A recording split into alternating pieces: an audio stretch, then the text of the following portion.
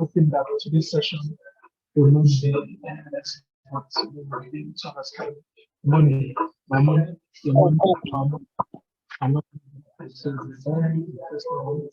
So to start this evening session, we'll say a word of prayer.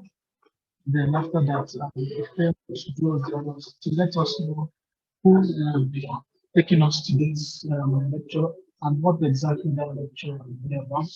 So I can see um, Abiola Lajere. I'm excited to see her, and I would like her to give us the opening prayer if she is available for that. So, Abiola, are you available to do that? Yes, I'm here. All right. Please do us the honors by giving us the opening prayer. Yeah, opening prayer. All right, thank you. Father Lord, we want to thank you for another opportunity to gather together to learn from you. We pray, oh Lord, that you please open our minds and open our understanding. We commit our speaker to, we pray that you speak through him. And at the end of everything, we shall have every cause to glorify your name. In Jesus' precious name, I have prayed. Amen. Thank you. Thank you very much. Amen. Thank you, Abigail. Yeah, thank you, Pastor. It's always a pleasure to see our friends family taking part in this program. So, Ife, over to you. Let us know what you have next.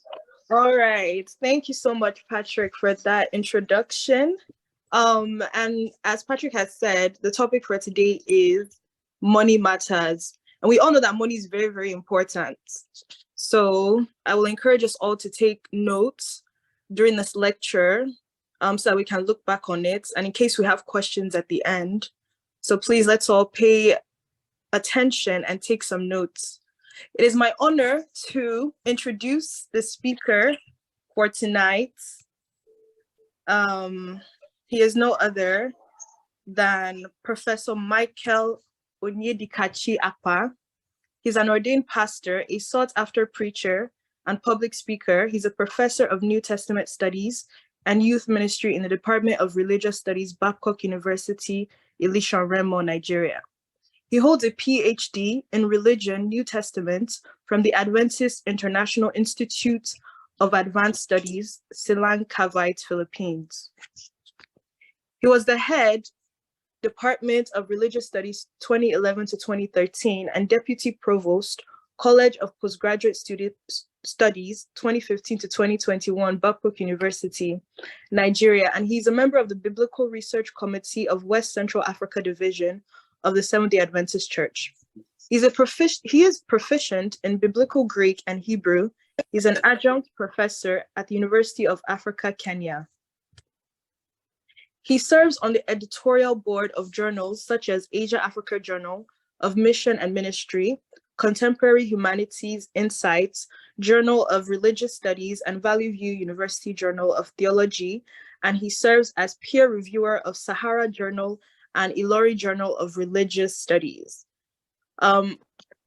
Michael Onyedikachi AKPA has authored and co-authored more than 30 publications, compromising articles, books, and book chapters on biblical, Old Testament and New Testament, exegesis and theology, biblical, apocalyptic, and youth ministry, including his published doctoral dissertation, which is obtainable on Amazon.com. And he also happens to be my pastor when I was in Babcock University as an undergraduate, the chapel that I was assigned to. So it is my great honor to welcome Professor Michael Onyedikachi AKPA. Please let us make him feel welcome as he speaks now. Welcome, Prof. Welcome, Prof. Welcome, Prof. Prof, you're welcome, sir. We are glad to have you, Prof.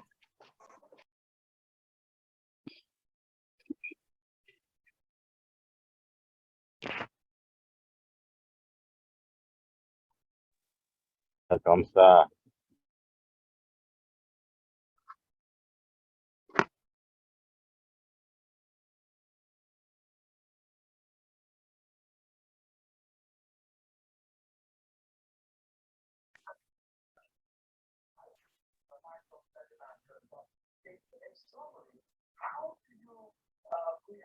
All right, Prof, we can start now. You can start on Pastor. Okay, good evening, friends, and thank you for extending the invitation for me to share this moment with you on this special event. Thank you, Rekagor, for that warm introduction. It's a pleasure to see your face again and hear your voice. Thank you, for sir. quite some time. I'm sure I see names of people that I remember and I can identify with. Even some faces that I'm used to that are hiding, but their names are giving them up. I'm not going to spend much time on those recognitions. So permit me to thank Pastor Theodore Dixon, my HOD, and my pastor for extending this invitation, and permit me to go straight into the discussion for today, after which there will be interactions. I want to request that I be granted permission to share my PowerPoint if it's possible, so that I can speak to it as I move rapidly through, so that I don't know how much time we have for discussion and interactions, but I'll try to make the presentation fit. You have 1 hour to speak time. Oh, okay, then that's good. And also it's going to be the message for the hour.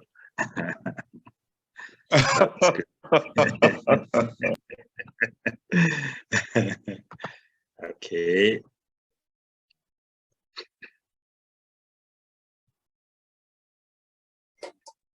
I have my monitor to help me access when you are able to see.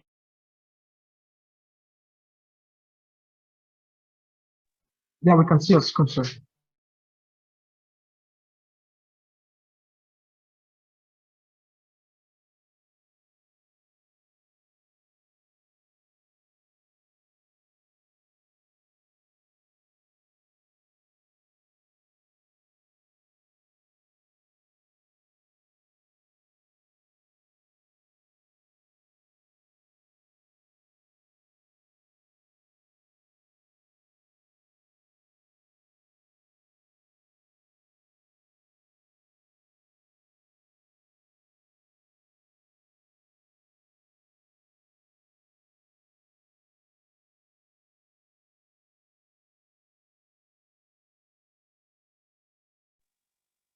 Can someone hear from there? I think It appears the network is very unstable here. I might ask whether I should just go ahead and speak, and after which I could drop my voice.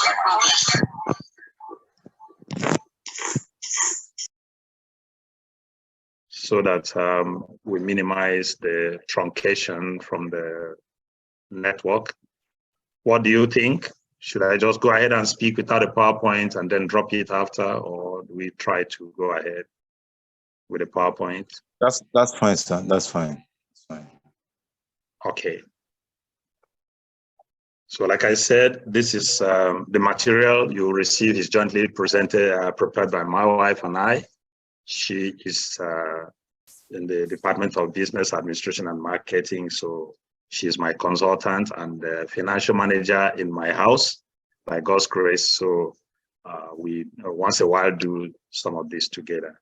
So we'll be looking at money matters. If I'm thrown off again, I will continue to speak without sharing the PowerPoint. But if it stays, then let's make do with it.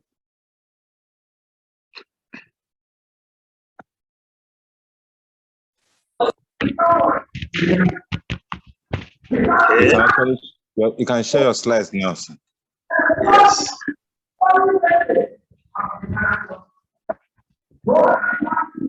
Okay, I think there's a stronger voice at the back end. Okay, so as a means of preamble, we observe here that almost half of the parables that Jesus spoke in the New Testament that are recorded in the Gospels in particular dealt with money and wealth at one point or the other. So this shows that money matter is a serious matter, and it's a serious business that should not be played with. if Jesus gave it such prominent space in his teachings. And the Bible teaches clearly that God provides for our needs by empowering us to acquire wealth in Deuteronomy 8:18.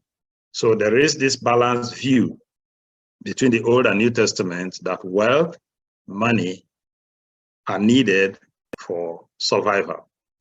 The Bible speaks also about debts and how to handle debts, especially from the Pentateuch and through Proverbs. The summary is that we should, as much as possible, avoid debts. The Bible speaks also on how to acquire money through work. God blesses our honest labor. The Bible speaks also about the need for us to save and to invest. But it also tells where much of those investments should be made. And the Bible instructs us on giving to God, especially through the tithes and offerings, and then other forms of alms giving to the needy. So in essence, the Bible has a balanced view of money. Unlike what some people might think, that the Bible is anti-money. No, rather the Bible places money at the right place where it should be. But this evening, we are looking more at money and relationships. I want to propose to you that money is at the root of many marital problems. And I'm speaking at least with some more than 20 years of marriage behind, and having lived with my family all these years and managing our resources. So, and also as a pastor, managing crisis in homes, in the church, as a teacher, as a counselor, we come across money as one of those leading points of stress in relationships across family life, leading to conflict in marriage. And researches that have been made, which I'm not going to be citing them here, you can read up, shows that money is usually at the top or near the top of the list of problems that married couples experience. I would dare say that money would always make it to the top 3 when you are listing the points that lead to crisis in homes.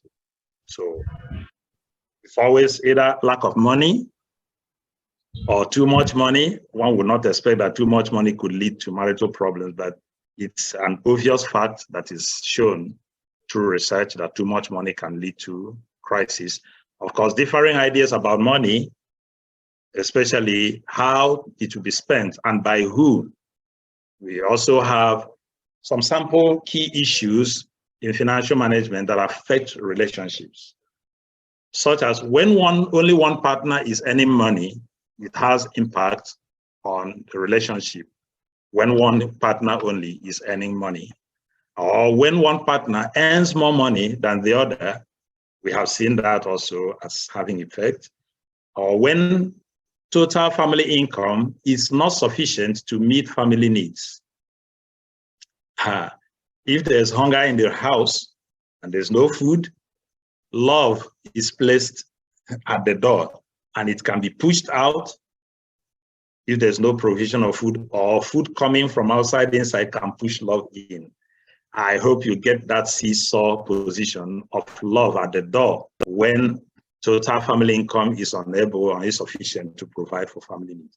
Of course, we engage also when the partner who earns less presents more needs than the partner who earns more. This is also a crisis in index. Then we have situations where the needs from extended family members come more from the side of the partner who earns less money. You are earning less money, but you're always presenting more of the needs about your father, mother, uncle, nephews, nieces. That's a crisis indicator. Of course, we have incompatibility, incompatible discipline in financial management in the family, especially when one partner is more frugal than the other, that is more careful in resources. Or when one partner is more liberal than the other and money does not stay between the fingers, it's always losing money into the air. Of course, lack of proper family financial planning is an index. What we have experienced is that oftentimes many Christians are clueless regarding the basic principles of Christian financial management, in spite of the abundance of information that guidelines God has provided in the Bible to guide financial management in Christian homes. So I lay before you major principles that are drawn from scripture that can aid Christian homes on the path of effective financial management, leading to reduced financial stress and challenges and conflicts that are bound in the family. The first principle, which is expected, and I'm intentionally also placing it first, is that we should learn to put God first. Sorry, Mr. Nassau, can you mute your microphone? And Ishaya Joel, can you mute your microphones? And maybe the admin should, the host should try to mute other microphones so that we have one. The echo is strong. Okay, the first principle says put God first. If that doesn't come first, then there's no discussion, because wealth comes from God. The capacity to acquire wealth comes from God. Both the Old and New Testament confirm this, as you can see on the screen in James 1 and Deuteronomy 8 and Proverbs 3. Of course, the Bible is very specific on how Christians are to give back to God, because when we say put God first, what does that mean? We should recognize God by also returning our tithes and offerings. And while the tithe is specific as 10% of one's increase or income, offerings are volitional, and they usually now represent the level of relationship the Christian enjoys with God. When we return our tithe and we begin to squeeze out offering, it also shows that we have a squeezing relationship with God. But when we are liberal in giving offerings to God, in spite of the tithe we have returned, it shows that we have a very robust relationship with God. Of course, Jesus says that when we give to those in need, we are also giving to him. We'll be talking about that a little later. The tithe and offering should be set apart first before any other expenditure is made from the Christian family income. And God has given assurance that when we return our tithe and offering first, he will bless the remaining source of our income to meet our personal needs.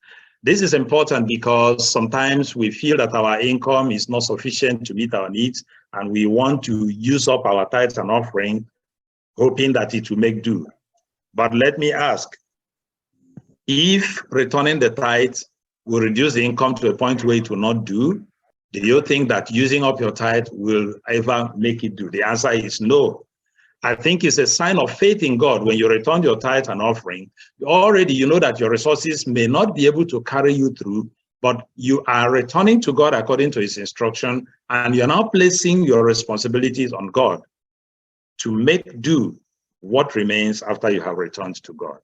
I sit here on a personal level to testify that God has never failed when we have done our part. Principle number 2 says you should decide. We are looking at this from a family point of view, because even though most of those who are on the platform here may be single, you are going to get married one of these days, and then you might have to struggle with some of these issues that are being discussed. Principle 2 is to decide whether or not to pool family money together. Such questions as, should income earning couples pool their money together and have a joint account in which they deposit the money and draw as necessary? Or should each spouse have a separate account and agree on specific financial obligations? These are difficult questions that partners have to discuss, answer them together even before consummating their marriage. It is not after marriage that you begin to talk about this. So think about this, talk about them, and then ask these questions. There is need for the husband and wife to decide whether they keep a joint account or separate account with the bank. And such decisions should be revisited and evaluated and revised from time to time as the income and the status of the family continue to experience changes. You might have started with one form, but as you grow and experience issues, you decide whether you continue with it or you want to make some slight changes. Of course, principle number 3 is to decide on who makes the spending decisions. Married couples should ask themselves such questions, or intending married couples should ask, who makes the final financial decision? Should it be the husband alone or the wife alone, or should it be a joint decision? And then we'll also ask, should the one who makes more money have more power or control over the money? This is a decision that a family has to make, a couple has to make. But you should see that the decision either to pull the money together or not to pull the money together will affect significantly the decision on who makes more of the decisions on how to spend the money. If you hold the funds separately, then there should be a joint responsibility on how the family spending must be made. If not, the family will be left hanging because each person will be spending on his or her own. Principle 4 says you should decide to make a spending plan, or what we call budget. Some people think that a budget is not necessary, where we can manage things and get things done. But when you try it 1 or 2 times, you discover that things are not working out well. It's always good to have a financial plan, which, if followed through, will prove very helpful in earning and spending, managing them. Of course, the spending plan helps you to keep one from overspending through impulsive buying. It's not everything one sees that one should buy. It is also called a budget, which is a flexible, workable plan that helps us manage the inflow and outflow of income. Any budget that is made should be flexible to allow for fluctuations in various areas of spending. There are some things that are recurrent because they are spent on every month. There are things that are not recurrent that come in maybe once in 3 months, once in 6 months. Such things should not be forgotten, but should be factored in, even if it means laying aside every month a portion that will accumulate to it by the time it matures. Else, the month where you have more of this delayed spending accumulating and adding up to the recurring spending, that month will become heavy, and putting this up for people who earn monthly, which is more in number than those who are entrepreneurs or who earn their money at different levels. Of course, budget is very necessary, but that budget should be a servant to the couple and not the master. So they should help you control your money. If a budget must be realistic, it has to be based on the income that the family has. You do not make a budget on an income you are expecting until you have it in your care. Also, make sure that your budget should be adjustable to meet challenging situations and emergencies that might arise. Principle 5 teaches that everybody and every couple should live within their means. Parents should show this example and teach this to their children by making sure that the family needs are made to fit within the family income. Children learn this from parents, and they are able to take it along into their own families. Now, parents that have low income should resist the temptation of getting themselves into financial difficulties by trying to provide their children with same advantages as their neighbors' children. You do not have to do that because your income is not as much as that of your neighbors. There is the need for them to set life expectations in tune with the available funds and live within their budget, so that by doing this, every family and every individual should stay out of debt and remove the major cause of friction in marriages from their homes. Of course, we are saying, do not compare yourself with others. Be yourself and live by yourself. Principle 6 says we should save for the rainy day. The rainy days will surely come, and those are lean days where we do not have much, or when things that are bigger than our resources show up. It's time to fall back on the savings that have been made. Sometimes emergencies that are beyond regular income can come up.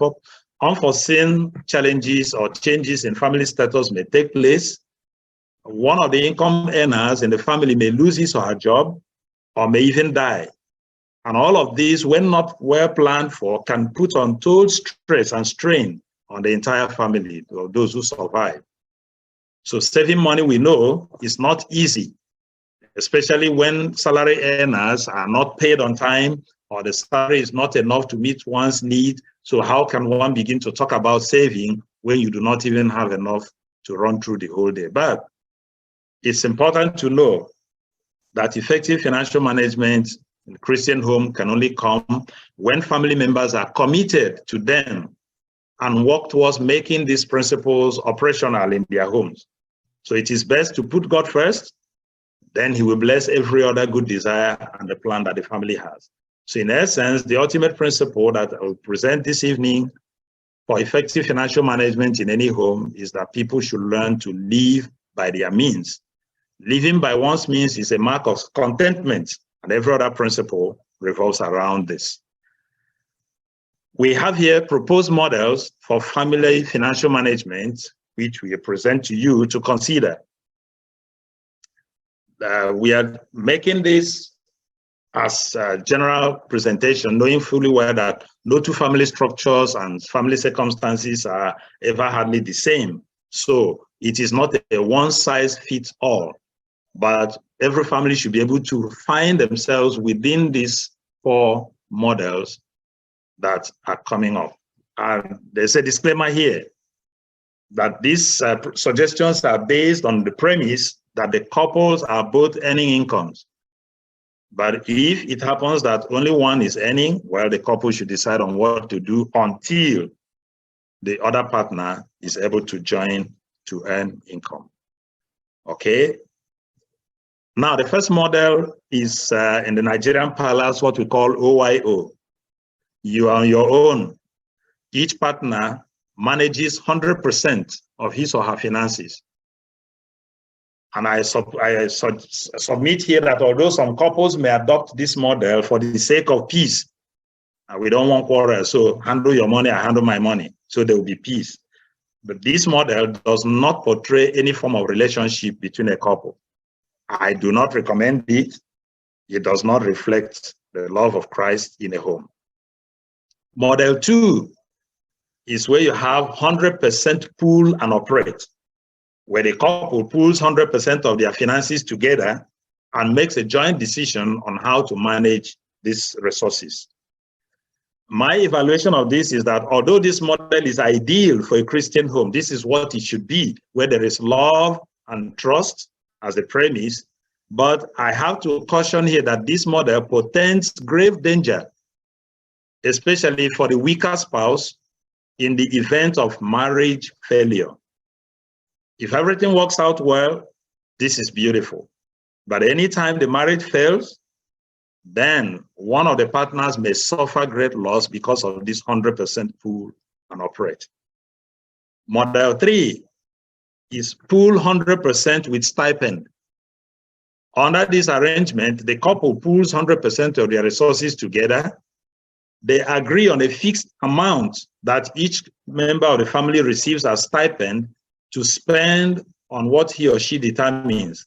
But then they will make a joint decision on how to manage the rest of the remaining finances.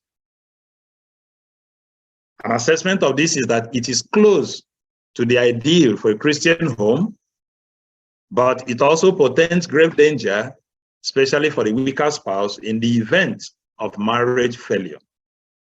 One will be asking, why are you talking about event of marriage failure? It's because it's happening. And there's no need to bury the head in the sand. And we have also seen where it happened and someone just took all the money and went away, leaving the other spouse empty-handed because of trust. Model 4 is operating on the ratio pool and operate.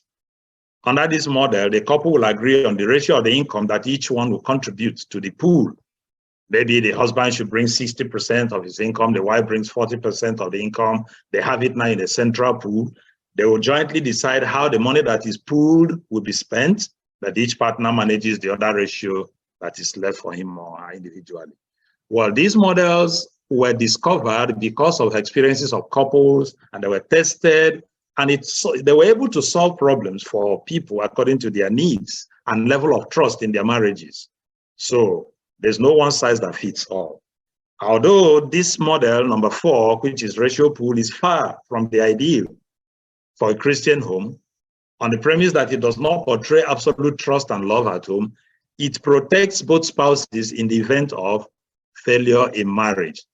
We are not preparing you for failure in marriage, but we will not also shield you from the realities that it happens.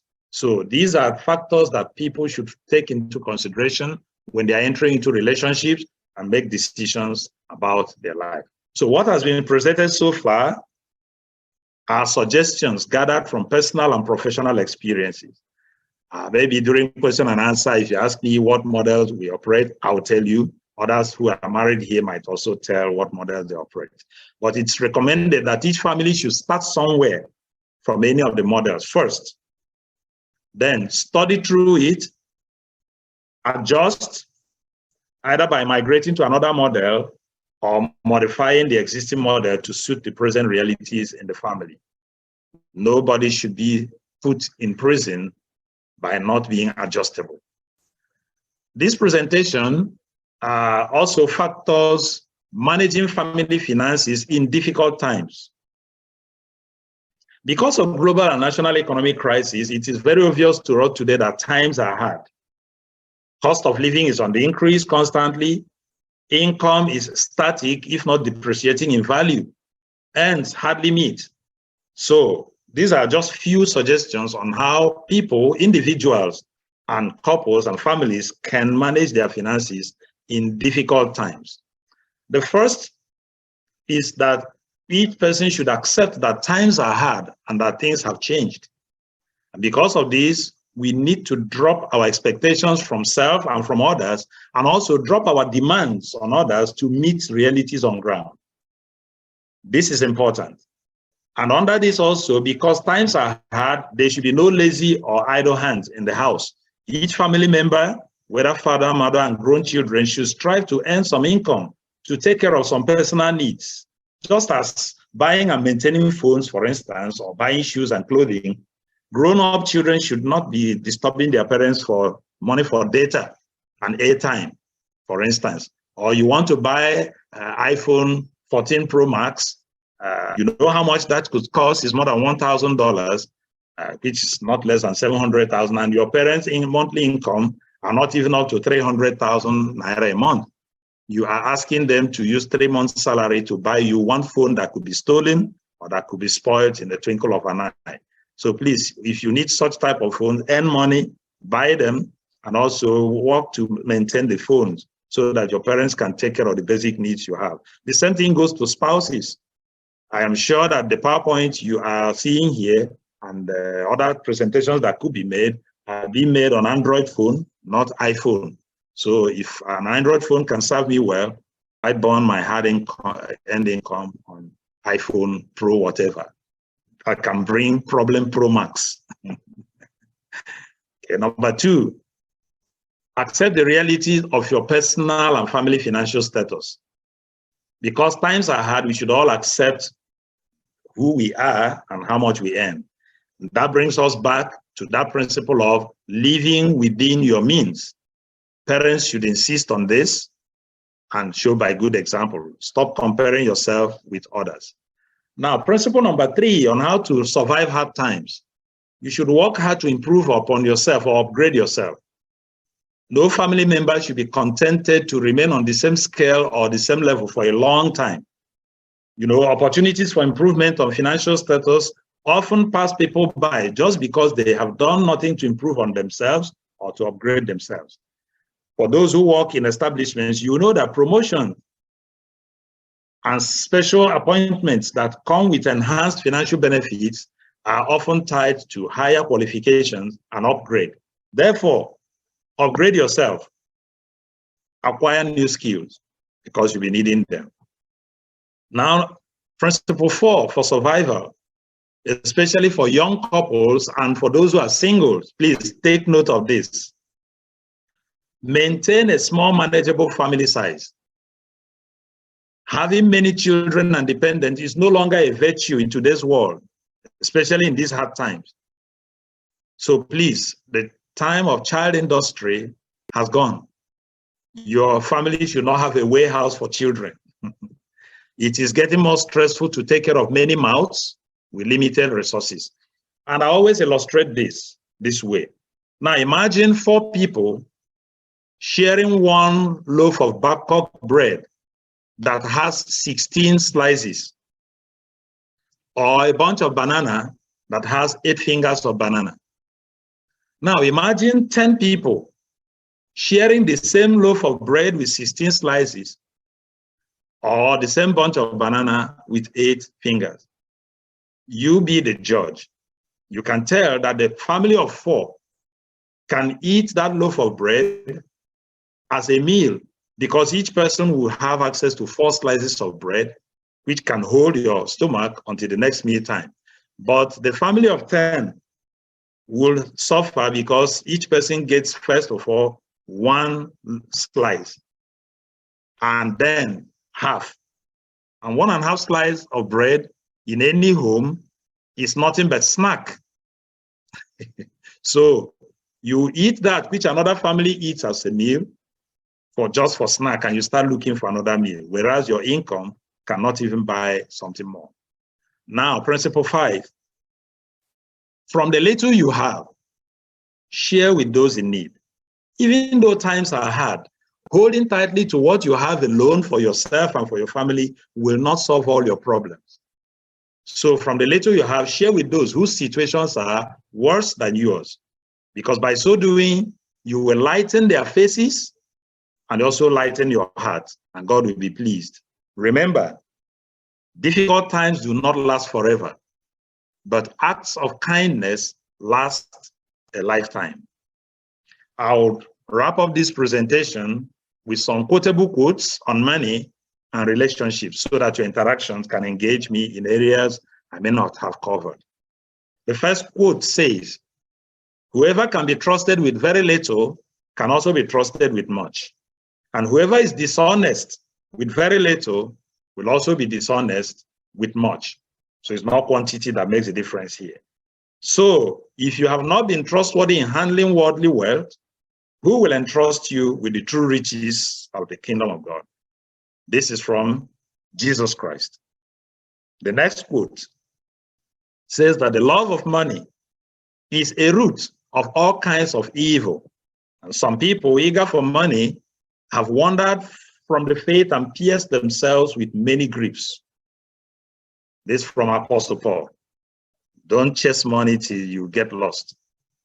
The next, which I took from the advert for today's program, says, if my money is our money and your money is yours, then what then happens to all the money? Remember that money may not buy love, but fighting about money will bankrupt your relationship, says Singletary. The next quotation says, we make a living by what we get, that's by the money we get, but we make a life by what we give. Winston Churchill. Next, Thomas Jefferson says, never spend your money before you have it. This one is serious. At least you can be sure that he's saying, do not spend the money you do not have. Do not spend on credit.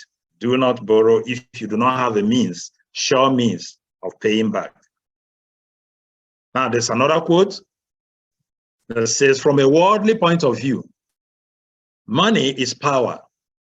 But from the Christian standpoint, love is power. Wealth is often an influence to corrupt and destroy. Force is strong to do hurt. But truth and goodness are the properties of pure love. This is from Ellen Gold White, the Adventist Home, page 195, paragraph 3. One more quote says, where your treasure is, there your heart will be also. You cannot serve both God and money. This is from Jesus Christ. I started with him, I ended with him intentionally. So as I close to listen to you, ask questions, make comments, enrich the presentation, I propose to you that how you handle issues relating to money and wealth is an index to your relationship with God. And this determines to a great extent your relationship with fellow human beings. Control money. Do not let money control you. choose relationship over money and wealth. This is very important. Thank you for listening. And here we are for interactions. Wow, thank you so much, Pastor. That was power-packed and filled with such wisdom. Thank you, sir. God bless you. Before we move on to questions, some things that stood out to me from the lecture. 3 things stood out to me. The first one is that we should accept the times that are hard. We should accept that times are hard and things have changed, and we shouldn't be idle. It's very important to live within our means and not compare ourselves with others. Many times we tend to compare ourselves with people around us and try to impress them with money and all, which could cause us to live above our means. But, you know, remembering to live within our means will help us to remain content. And something else that stood out to me was the idea of maintaining a small family. It is easy to feed. It's not easy to feed many mouths with limited resources. Thank you so much, sir. I really learned a lot from this, and I'm sure that many of us did too. So we'll be moving on to the questions and answers section. Mr. Patrick, are you there? Yeah, I'm still very much. Okay. So it's time for us to respond to what you have learned so far. So I don't know if any of us have questions or think you'd like to clarify. During the lecture, I saw the lovable wife of our very own pastor, AKPA, on the call. I don't know if she's still very much available. Yeah. If there's anything that she would like to add before we get our house in order for the questions. Is she still around? Yes, with her permission, she may not be able to join us in this interaction because she has had a very long day from 8 a.m., being involved in 4 PhD oral theses and then running a few errands. I have excused her to rest so that I make the presentation on our behalf. But if it becomes so critical, then I might know if there's a need to consult her and speak on her behalf. So that is an agreement for this evening. No problem, sir. So let's move over to question and answer. If anyone has a question, and just raise your hand. So we have one question. One question is not on already. Maxwell. After Maxwell, move to Nena Phillips. So Maxwell, over to you, please. All right. Thank you, sir, for that wonderful lecture. My question is, what happens when there is competition between the couples? There was a time I went to Ghana and I met this couple. So the wife, when the children comes to ask for something, she will be like, hope you people are saying that your father are more richer than me, that your father makes more money than me. Go to your father, and so that your father will solve your problem. Then you will find out that the children will be biased, they will be troubled, hearing that from their mother. And when they go to their father, the father will also repeat the same thing. Hope people are saying that your mom is more richer than me. So it became a competition between the two couples and then putting the children in a biased mind. So what happens? What approach do we use when it happens that way? That's my question, sir. Okay, what happens when there is competition? Yes. Between the couple? Yes, maybe when the wife is making more money than the husband, or when the husband is making more money than the wife, something like that. So what happens? What approach do we use so that there will not be problem in the family? Okay. Okay, someone's mic. Okay, I think he's been muted. In the first place, ideally, there should not be competition between the couple if they understand what family financial management is all about. There should not be competition. I think competition is a sign of an unhealthy relationship. That's the struggle I'm struggling to make. And it is not written anywhere that I know that only the man should make more money than the woman. But if that happens, then that would be a situation. Sometimes it doesn't happen at the beginning of the relationship. Maybe the man is the one earning more, taking care of things. And then as the marriage progresses, luck shines on the woman. She gets something bigger, begins to make more money. Then that is when the true nature of the relationship will show up. A God-fearing person will not bother about who makes more money and who should be able to. So you see, the model of financial management is what is at stake here from what you described. I think that that family is running on OYO. That's why the children will go to the father to say, give us something. They will say, go to your mother. They'll go to the mother will say, go to your father. An organized family, when a child comes with a request, something like, it's okay, I'm going to discuss that with your dad. We will work out something for you. So you see, when children hear that language, or we will work it out, it tells the children that, okay, it's not dad alone, it's not mom alone. And also it happens in some homes. The father has given the money and the mother goes behind to give the child a secret money and say, hey, what your father gave you will not be sufficient. Take this one and add. Now the father has just paid the bill of 150,000, which is actually what the school fees is. But now the mother gives 10,000 and say, put this in your pocket. The child goes away loving the mother more for the 10,000 that he has in his pocket to spend, but not appreciating the father for spending 150,000 to put him in school, because that's the kind of atmosphere they have created.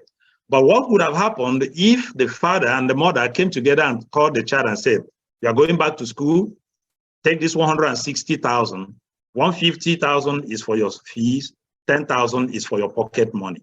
Will the child ever know who brought what? Wouldn't the child go thanking God for the father and the mother who were able to provide the fees and also provide pocket money? So indirectly, we are talking to you now. When you get married, don't hide behind and give money to score a point with a child. It doesn't make any major sense. Please, I have people on the platform who can also lend their voices. My co-teacher in personal and family wholeness is on the platform, and he will not hide. If he hides too much, I'll pull him out to answer some questions. So I don't know. I'm not hiding, I'm here. Okay, sir. So feel free to drop your questions in the comments in the chat box. And if you have one reason or the other to be shy or anonymous, you can chat up Abolari. If Abolari, that is the username, you can chat out privately and she'll be of good help to read out your question. But if you don't mind, you can just put it in the chat box and she would also read that out so that you can be able to answer as much questions as possible, because Pastor wants this session to be interactive. So your question is what's going to drive this segment of the program. So back to those that are raising up their hands. Unena, I saw your hand earlier, but I can't see your hand now. I don't know if your question has been answered or if you have changed your. Okay, Unena, over to you. Yes. My question is this, sir. You mentioned when you were speaking about putting God first, that I like the way we give to God in our offering is a measure of our closeness to God.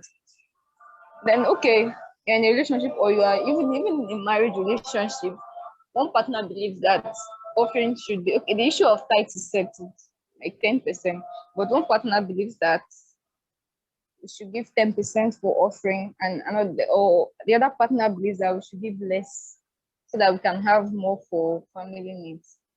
Or there are just diverse opinion of what to give from both partners. So my question is, is it okay for each of the partners to give their offering based on their different preferences? Like, oh, I get my income, I remove what I want, to get your own income, remove what you want, or what should happen? Like, or do they have to reach a compromise about the amount or the percentage to give for offering? What would you advise this kind of situation? This is a very good one, and also a very sensitive one. So, Pastor Dixon, do you want to step into the shoes? Let's share some ideas together. All right, sir. Thank you, Prof. I must say thank you for that presentation, and thanks to your wife too for always being there to give us technical advice. These are the bush allowances we earn for helping our wives become their best. You know, for those of you who are men here, you gain twice if you help your wife become the best that she can become. It will come back to you. And for the ladies who are here, if you help your husband become the best, you will eat the fattened part of the cow. Now, to this question, my approach is that, first of all, I have a presentation that is titled, actually a fundamental presentation around the theme of this group, the complete single. Part of your preparation to becoming a complete single is to make a 5-dimensional preparation so they can become complete. Because the problem that comes is that when you didn't prepare yourself before you enter into marriage, then all kinds of troubles happen. And when you have prepared yourself and there was no time for courtship, there's also a crisis, because that time of courtship will help you understand who this person is, what are his or her worldviews, what are his or her value system, and then the rest of it. And so you both of you begin to do compatibility check before you eventually say, yes, I do, at the altar. Because if you begin to do these discussions after you've gotten married, the heat will be higher. But if you solve it before you get married, you have saved yourself a lot of troubles. Now, there is the physical preparation you have to make. Okay, get a house, be mature enough, make sure you've grown up, take care of yourself, don't have issues of self-esteem. Then emotional preparation. Check your highs and lows, build your tolerance level, check your temperament, and then be sure that you have emotional intelligence so you're able to sustain argument, because some couples don't sustain argument. A little argument, there's a fight, somebody flares up. And then you should have financial compatibility. Let me not go too far so I don't divert attention. But part of to answer this question, there must be financial maturity. As a person, before you get married, you must have financial independence. Sometimes, majority of the ladies come into relationship because I'm going to marry, somebody will take care of me. So they don't have financial strength. They don't actually prepare to put something on the table. Some men also, want to get married, and they say they want to get married to a woman who has money so that they can cover up for their weaknesses. That is dangerous. So part of your financial preparation is that you should have a job. You should be able to feed yourself and feed the young lady you are taking into your house. That's important. Now, what connects the question is you must have mental preparation as one who wants to get married. And that mental preparation is, what does the Bible say concerning marriage? You must answer those questions. Do you believe that marriage is monogamous? Okay, one man, one woman. So if you believe, then you don't have side chick or you don't have sugar daddy. Do you believe that marriage is permanent, the permanence of marriage? If you believe in permanence of marriage, then there is no divorce. You are through. Before you get married, you are through it. Do you believe that marriage is meant for mutuality, which means one flesh? So if it is one flesh, there is no need to say your money, my money, because we are no longer two. but one. So when that happens, then you also believe that God is the owner of all wealth, and we are supposed to return to him that which belongs to him. You see, these are personal issues we need to resolve before we meet a partner. If Mr. A resolves it and Sister B resolves it, when they meet, it's easy. But if Miss A resolves it and Mr. C did not resolve it, please don't get married until you have solved it. Because if you wait until you've got, okay, don't worry, when we get after the wedding, we can solve it. It's a problem. And the presenter yesterday says that the anthill you did not destroy before you get married will eventually become a mountain in your relationship. Any threat that you notice that that will cause a problem in your marriage, solve it. So my counsel would be, go back to the Word of God. Take your partner to the Word of God. Don't argue, don't fight. Let's study together what does the Bible say. And then walk yourself through the Bible, and that will solve the problem. And if your partner is not accepting, get your counselor. Don't fight. It is actually important to note that the moment a financial crisis arises, it is not supposed to cause a fight. My personal policy is this: if money causes problem in your relationship, you are not wise. Because tables turn in marriage, tables turn in relationship. The one who has money today may not be the one who will have it tomorrow. So when you are the one who calls the shot, be careful, because tables can turn. Thank you. Prof, over to you. Thank you very much. Yeah, thank you very much. That's basic and fundamental. And I'll just lend my voice by saying, if already you are in a marriage before discovering this, then definitely it calls for a lot of wisdom, a lot of prayer, and I would say a lot of compromise, because it could be very naughty if your husband says, no way, his tithe is 10%, offering is anything we can afford. Then it might lead into saying, okay, manage your finances, let me manage mine so I can return my tithe 10% to God and 10% to God again as offering before we begin to. And then it will be like, okay, who is in charge in this house? All those kind of things will begin. Before you know it, the God you want to please is displeased with the outcome of the struggles that you might find yourself in. But if you've not gone into marriage, please take all the counsels given by Dr. Dixon.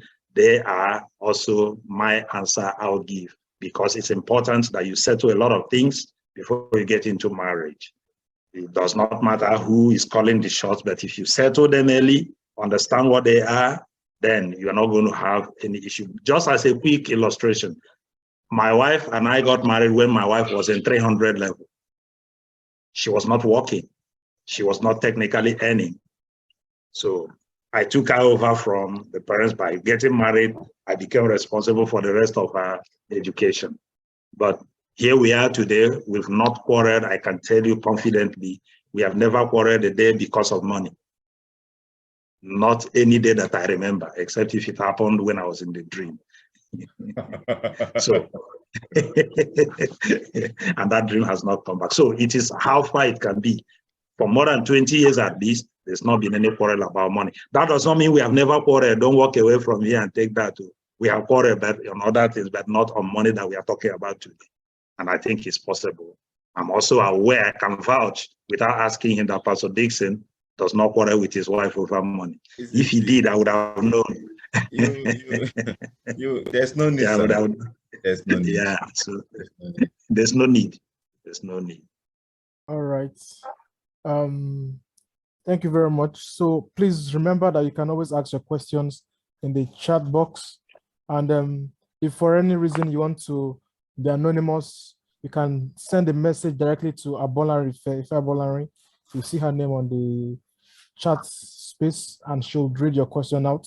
So we have Michael now, who will ask his own question. After that, Ife will do us the honors of reading out those questions that have been sent either to her privately or to the general chat message. So Michael, over to you.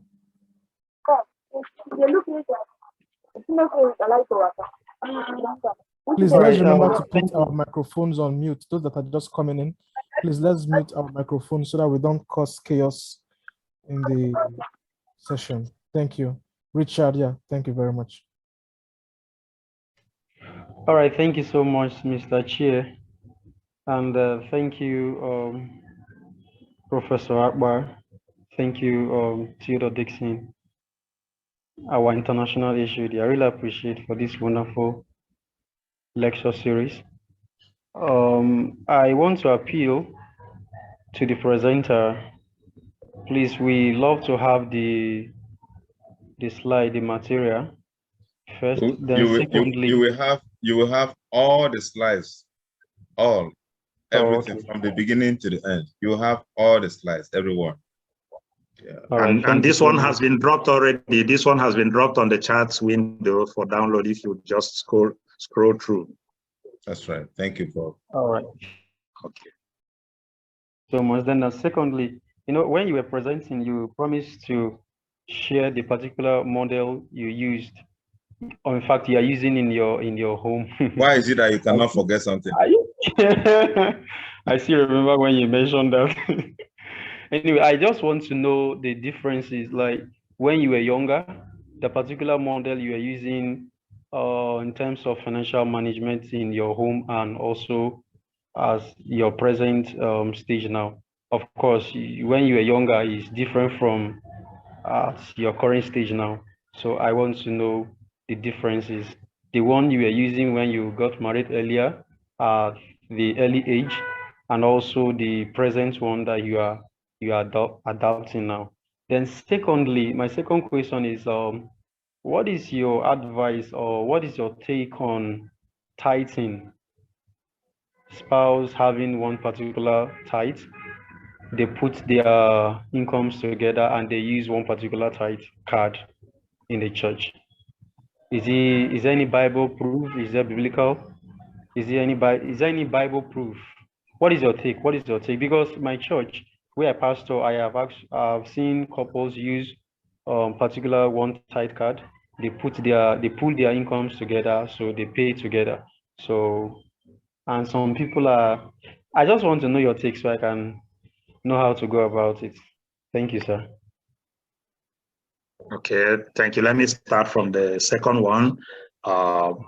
Once God has said, bring all the tithes into the storehouse, he did not go further to say, husband, bring it separately, wife, bring it separately, son, bring separately.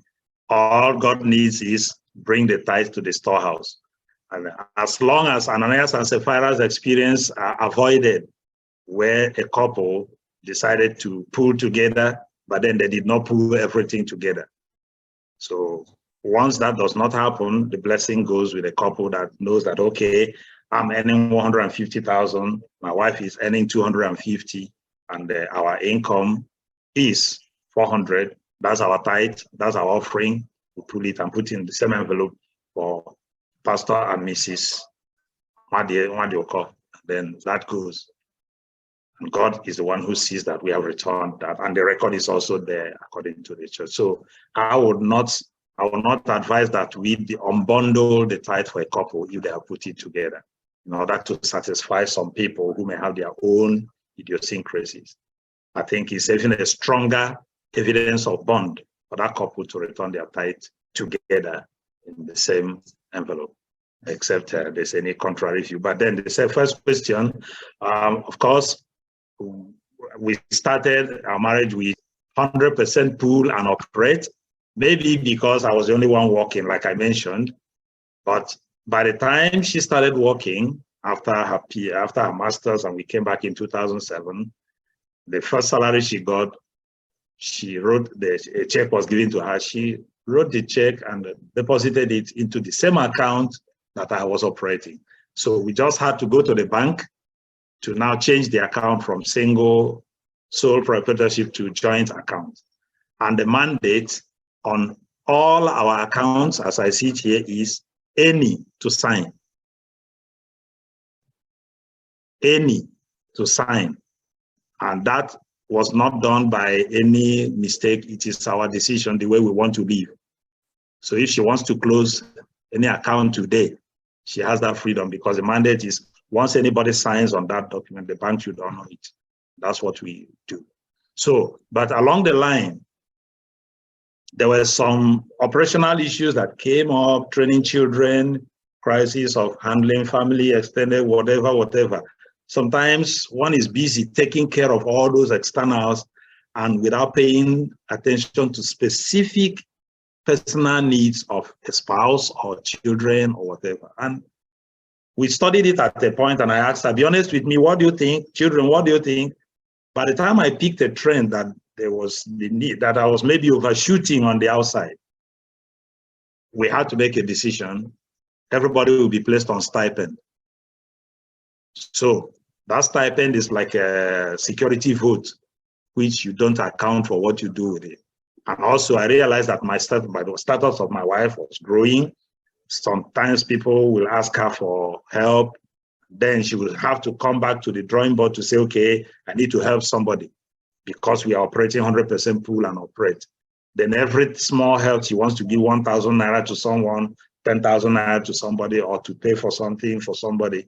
It has to pass through. So, but when we decided on that stipend, he took care of those things so that at least she can take care of minor things without having to bother the family executive council. So currently we are operating on 100% pool with approved stipend for each family member. And then we make general decision on how to take care of things from that remains in the pool. I don't know whether that answers your question. Yeah, sure. You have answered my question first. So thank you so much. Thank you. I want to say that what Prof has shared is the greatest risk that any couple can take. Yes, sir. It's the greatest risk any couple can take, and you do not take that kind of risk if your vulnerability level has not reached 100%.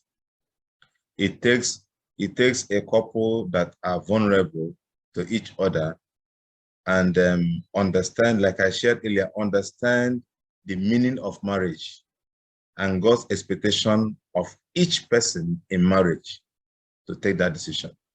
If you have not understood it, the other person who is an opportunist will take advantage of that, and there will be a shipwreck.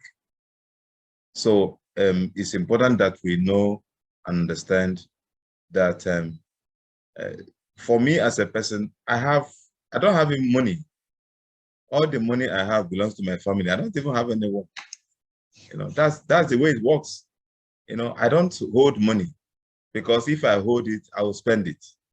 So my wife holds the money for the goodness and mercies of everybody in the house. So what I get, that is very deep. What I get is the one that the stipend that Prof I talked about. Everybody has stipend. Of course, we have a system that we have what do you call it now? We have recurring expenditures. Then we have capital projects, funds for capital projects. We run on percentage, very strict percentage, I must say. There are monies that nobody touches, and everybody knows that when the month ends, that money goes for capital projects. So it's not in our custody, it is in the custody of our institutions. And for that reason, we don't have access to it until a particular time when we have a project. And when that project comes, it is by mutual consent that either of us will go to withdraw the money, for the purpose that it is meant. But every other thing, let me tell you, from first to the last day of a month, I don't have money, because the money has been distributed according to policy, the family policy. The one that is going for parents at home, we know the percentage. The one that is going to children, we all know the percentage. The ones for exigencies, we know the percentage. The one for feeding, we know the percentage. So the money is shared. My wife takes the one for feeding, and the guarantee is that every day of my life, my 2 times meal, at least now I eat twice. My 2 times meal is guaranteed. In fact, as I'm coming to work, I'll give all this day or daily bread. I carried my 2 meals to the office. I eat the one in the morning, When it is 4, 5 p.m., I'll eat the evening one. So every day I am happy. I eat. I don't bother. If you are selling things and you come to my office, I will not buy because I don't have money. I said I want to buy for myself. I said I want to buy something for myself. And I don't need to buy. I better give that money to somebody who has need. So, and that Wow. gives security. Of course, let me say here that women need security.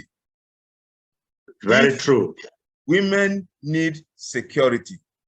If you tell your wife the truth about your finances, she will find safety around you and she will be able to open up to you. She will trust you, and not just trust you in words, she will entrust you with all that she has.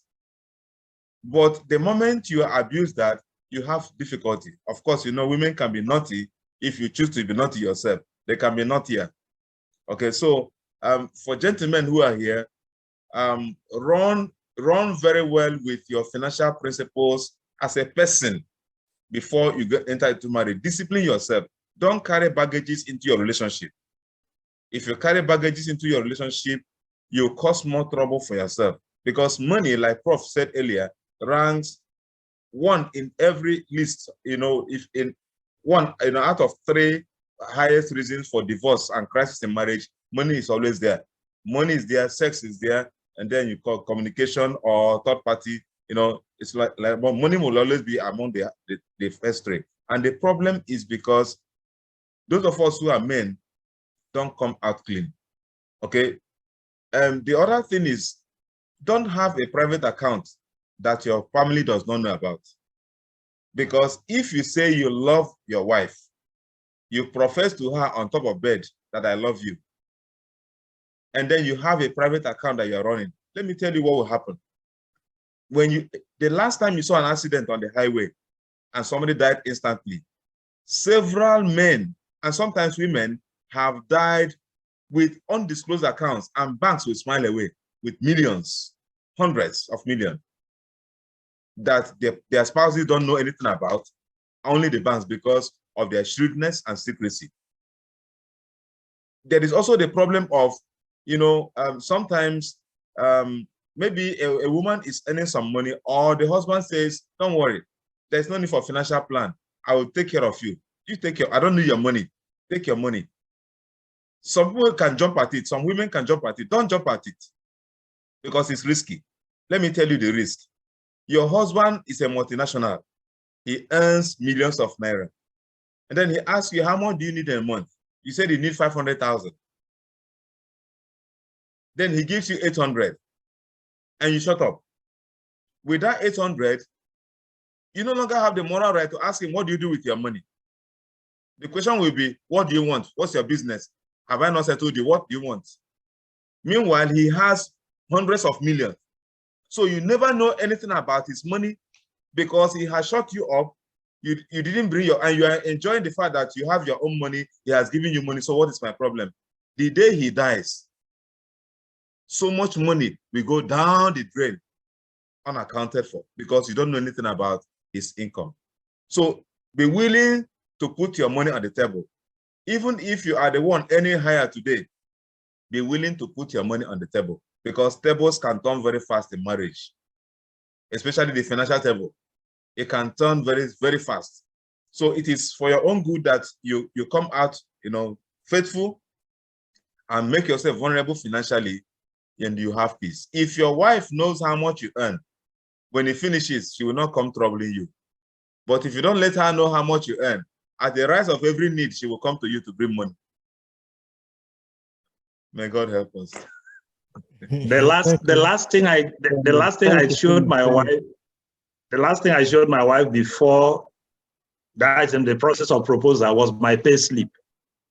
I gave her, I said, can you live with this? And that was in 1998 when I was earning 3,500 naira. Can you live with this in Aswa, not even Babcock? And she smiled. And I know what that smile meant. Until today, the rest is story. So thank you, Pastor Dixon, for elaborating. because all the things you said, I didn't want to throw all mine out, but all the things you said are the things we do without discussing it.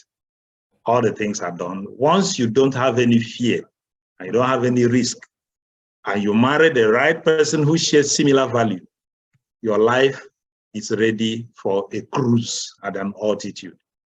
But if you don't trust yourself and you go and marry somebody you don't also trust, the names of your children will either be first name lack of trust or middle name lack of trust.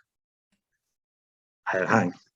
All right, thank you very much, pastors, for answering those questions. So Ife, we'll be moving over to you for the comments and the chats you have been getting so far. Yes, there are lots of questions here in the chat. I'm not sure how much time we have, but I'll start with the first one. The first question says, in the last seminar, we talked about temperaments. So I'm wondering if that plays any role in family finances. That's the first question. Why not? If you are an impulsive person, I know that Pastor Dixon is an expert in temperaments, but let me scratch the back of the elephant when he comes in. If you are an impulsive person by nature, by your temperament, definitely you'll be likely, the percentage is high that you'll be spending on impulse because there's that thing in you that prompts you. But if you are organized, meticulous, withdrawn, then you're more likely to calculate before you take a step. So I think I would say that hardly would you escape your temperament in any aspect of life because it will surely follow you. But I yield the floor. Yes, sir. Thank you, sir. On the other side, whereas the super sanguines are high spenders who also try to impress, some people try to impress. So they go for things, not necessarily because they need them, but because they want to impress, because they are always looking in search of attention. There is also the other side of it where you have the introverts who are very stingy. The phlegmatics have the tendency to be very stingy because they are very reserved. And that can be suffocating for a partner who is on the other extreme. Okay, and then the sanguine, dominant sanguines also don't like budgeting because for them, life is for the moment. Let's keep moving. Yeah. When we get to the bridge, we'll cross it. But then you get married to a dominant melancholy who is so detailed that they have to be arithmetic. In fact, in those days, they'll use a ruler to measure yam before you cut it to cook. You have to measure how many cm of the yam are we going to cook today.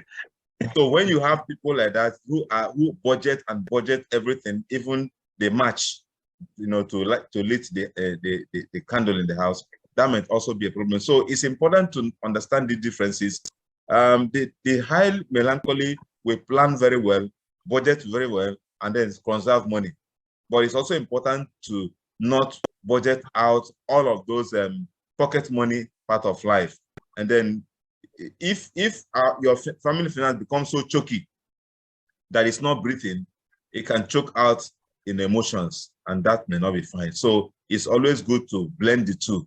The outgoing sanguine personality that wants life outside, or the utilitarian choleric person who is driven by projects and wants to keep moving, should also find balance with planning for the future and then having some fun. Fun is part of marriage. If there is no fun, then the lubricating oil will dry off, and then before you know it, two of you are throwing tantrums. Thank you. Yeah, thank you very much, sir. So in essence, each couple should experiment until they find their rhythm, and find a balance of what works for them. Thank you. All right, thank you, sir. The second question, it says, you mentioned that model 4 and 3 has a potential danger for the weaker spouse when trouble comes. Can you expatiate more on that, sir? Okay, just like was also cast in on by Dr. Dixon when he was making comments. For me here, the weaker spouse is not gender specific. because we have also seen situations whereby it was the woman that had the heart of a lion, closed the account and walked away with everything, and she's the audacious type. Nothing do me, you know, and there was nothing the man could do, who is the cowardly type. So the weaker spouse is the one who does not have so much weight and influence and force. So if things are going on well, pulling together and operating together is very good. But like I said, if anything goes wrong in the marriage and it's shaky and it's about to crumble or it crumbles, then finances will suffer, in the sense that it is the survival of the meanest and the shrewdest who would take the bulk of it or even everything.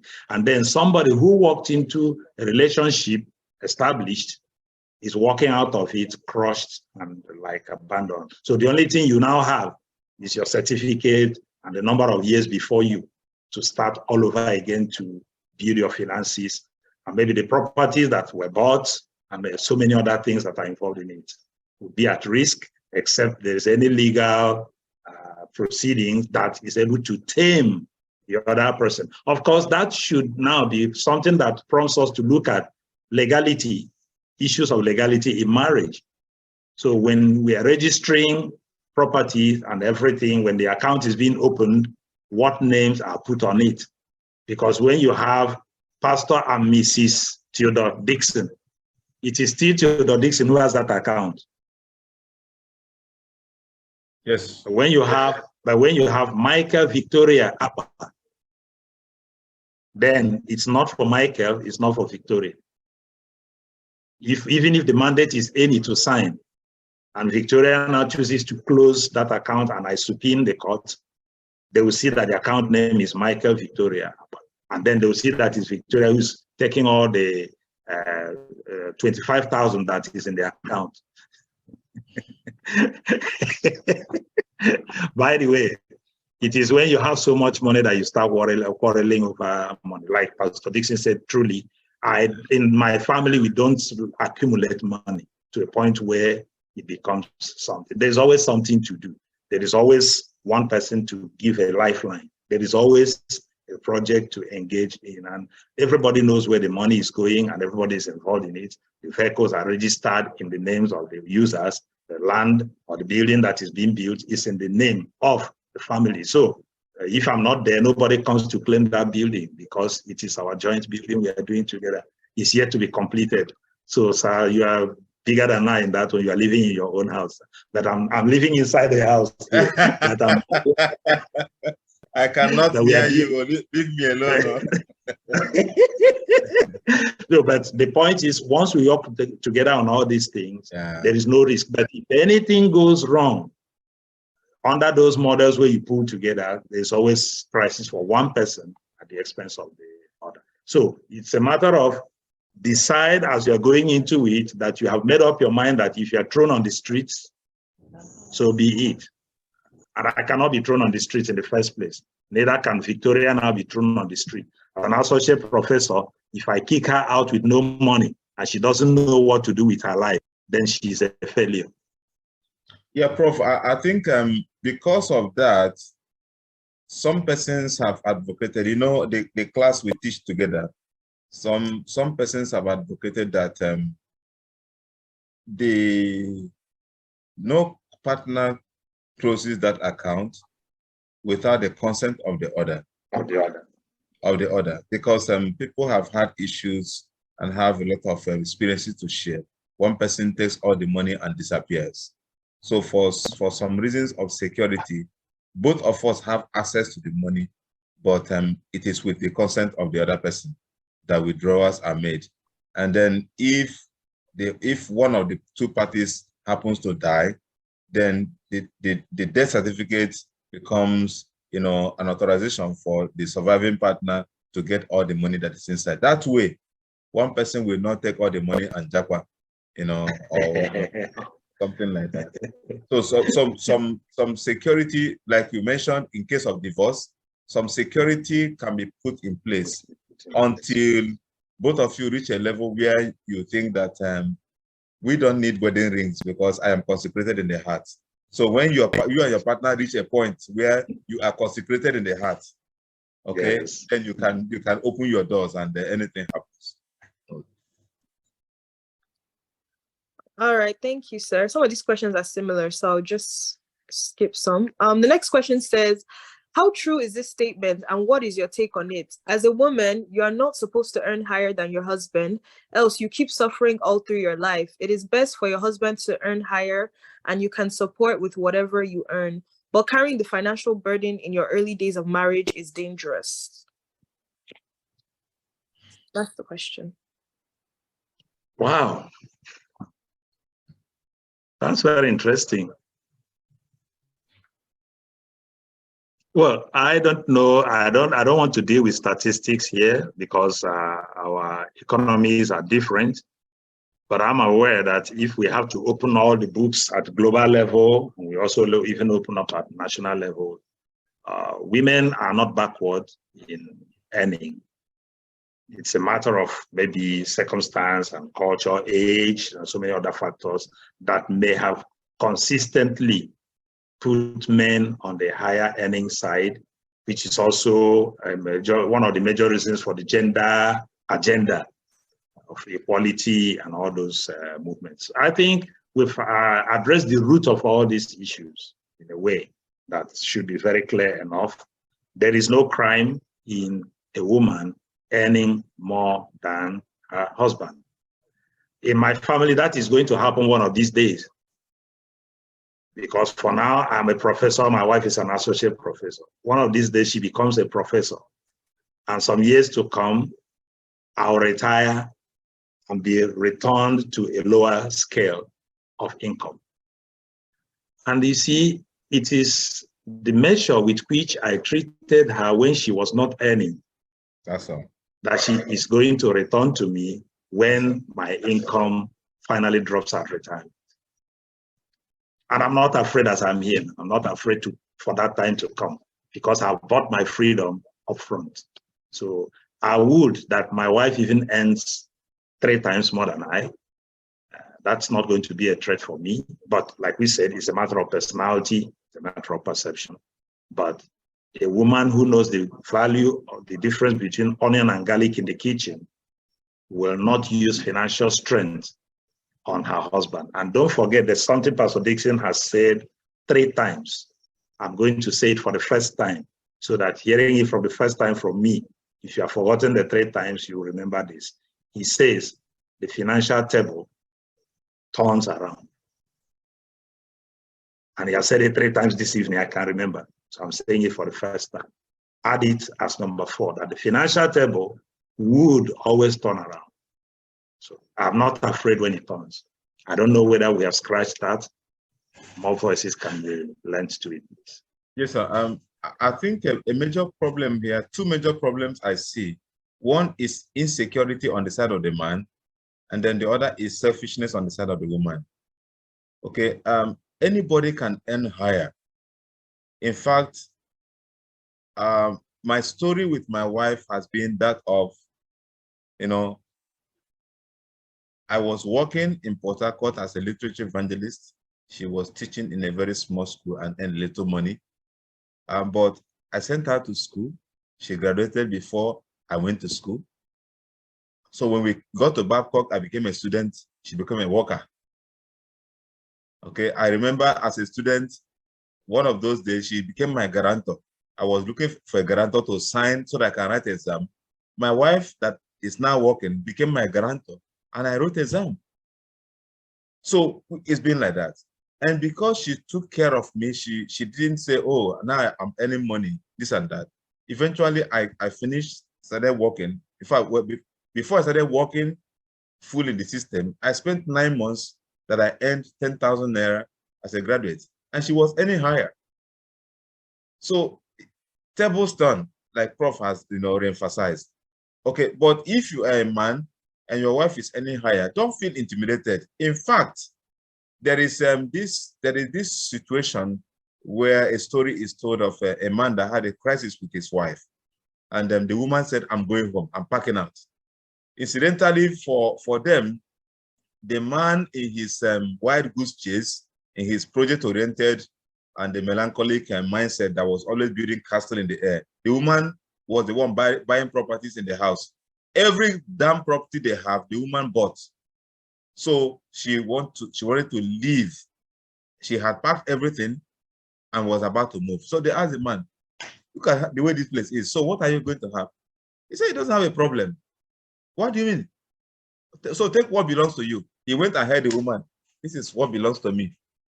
So, you know, the woman has packed everything. They asked him to take what belongs to him. Then he went ahead the woman. This is what belongs to me. So if the woman has everything and she belongs to the man, then the man has everything. So if your wife is any higher than you, glory be to God, but be responsible. Don't be an irresponsible man because your wife is earning higher. And let me say this to guys who are here. Even if your wife is earning 1 million in a month and you are earning 200,000, please don't make the mistake of not giving her pocket money or giving her some gifts. Because the 10,000 naira that the woman that is earning 1 million naira gets from you as a man is more valuable to her than the 1 million she earns. Sometimes we overlook that. Confirmed. No matter how much your wife earns, give her gifts. In fact, give her monetary gifts because she will love you the more. And so there is no issue of threat here. After all, let's move away from the home arena. The man that we're talking about goes to the office and the boss is a woman, and he will answer yes, ma. He will answer yes, ma. Then when he comes home, he becomes the boss again. So why won't you humble yourself? Because you just answered yes, ma in the office. So if my wife is the one calling the shots, well, somebody said, instead of my wife to fall me, I will hold the bed. So since my wife has the money, let her call the shot, but I'm holding her. She's my wife. And life keeps moving. All right. All right. Thank you, sir. The third question: how do we handle parents who love money and insist that you don't get married to anyone who they feel doesn't have money at the moment, and maybe, as they presume, doesn't have a job that will satisfy their quest for money?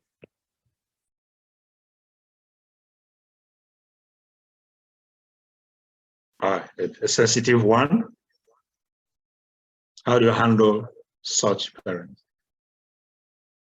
My first take would be, don't rebel. Rebellion does not work out any good. And there's a reason for saying don't rebel.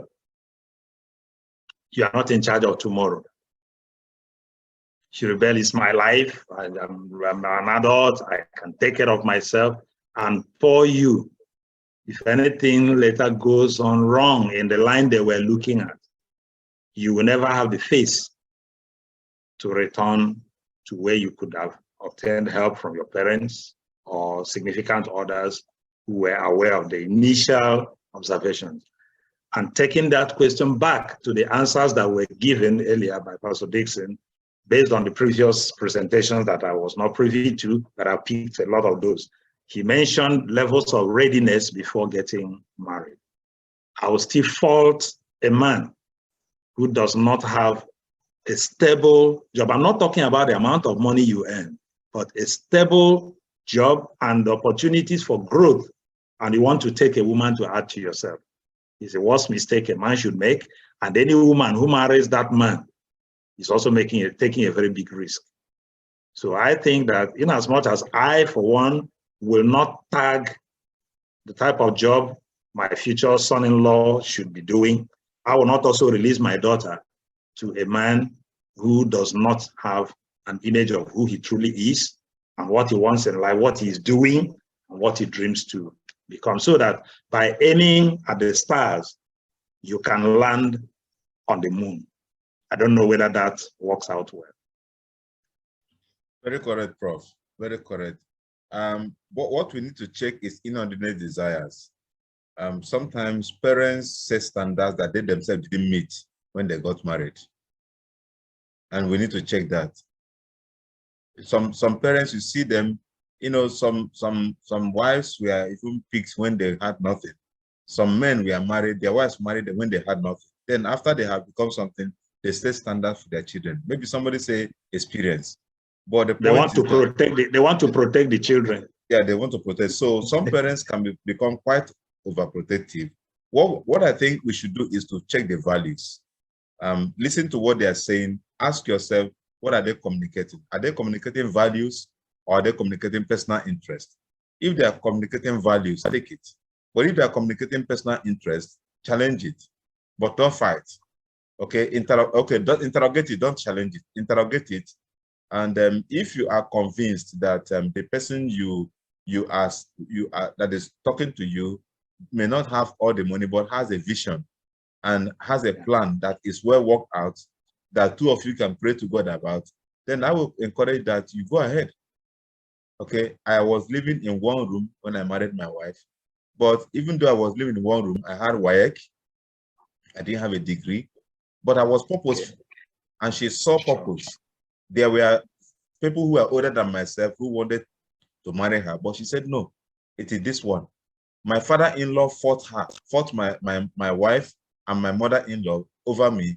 They stood their ground. My mother-in-law said, this boy, there is something in his head. Okay, she believed in me. And for that reason, I will not disappoint her. And I will not disappoint my wife. So I think that if the young man is responsible and he has good plans, but things have not clicked, you can believe in him than somebody who has so much money but has no plan. You know, because there are people who meet fortune. They have the money, but don't even know what to do with the money. So I think that you need to be able to hear what is not said. Are they communicating values? Are they communicating their personal interest? You know, you can dialogue.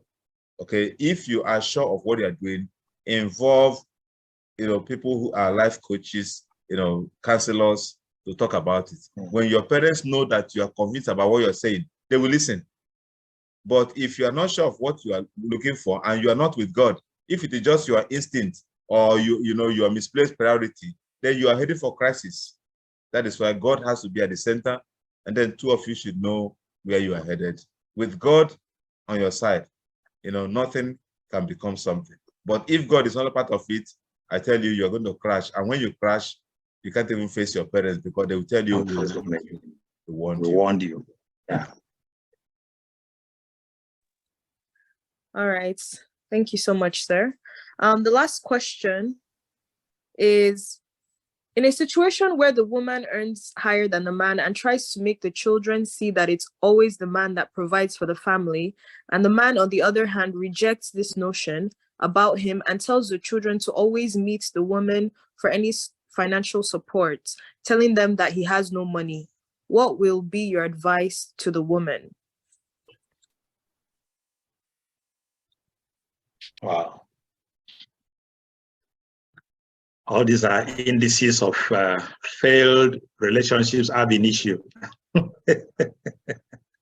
That's it. That's the much I would want to quickly dump on it, because if this shows lack of maturity on the part of the man in particular. And I don't even know what the woman saw in the first place for marrying him. Because,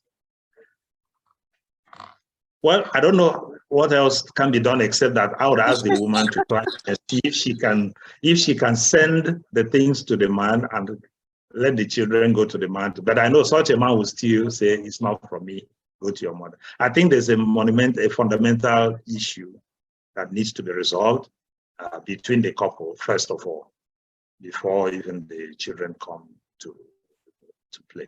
Is either something has gone wrong where they were at the beginning, or they didn't see what they needed to see and they got married just for getting married sake.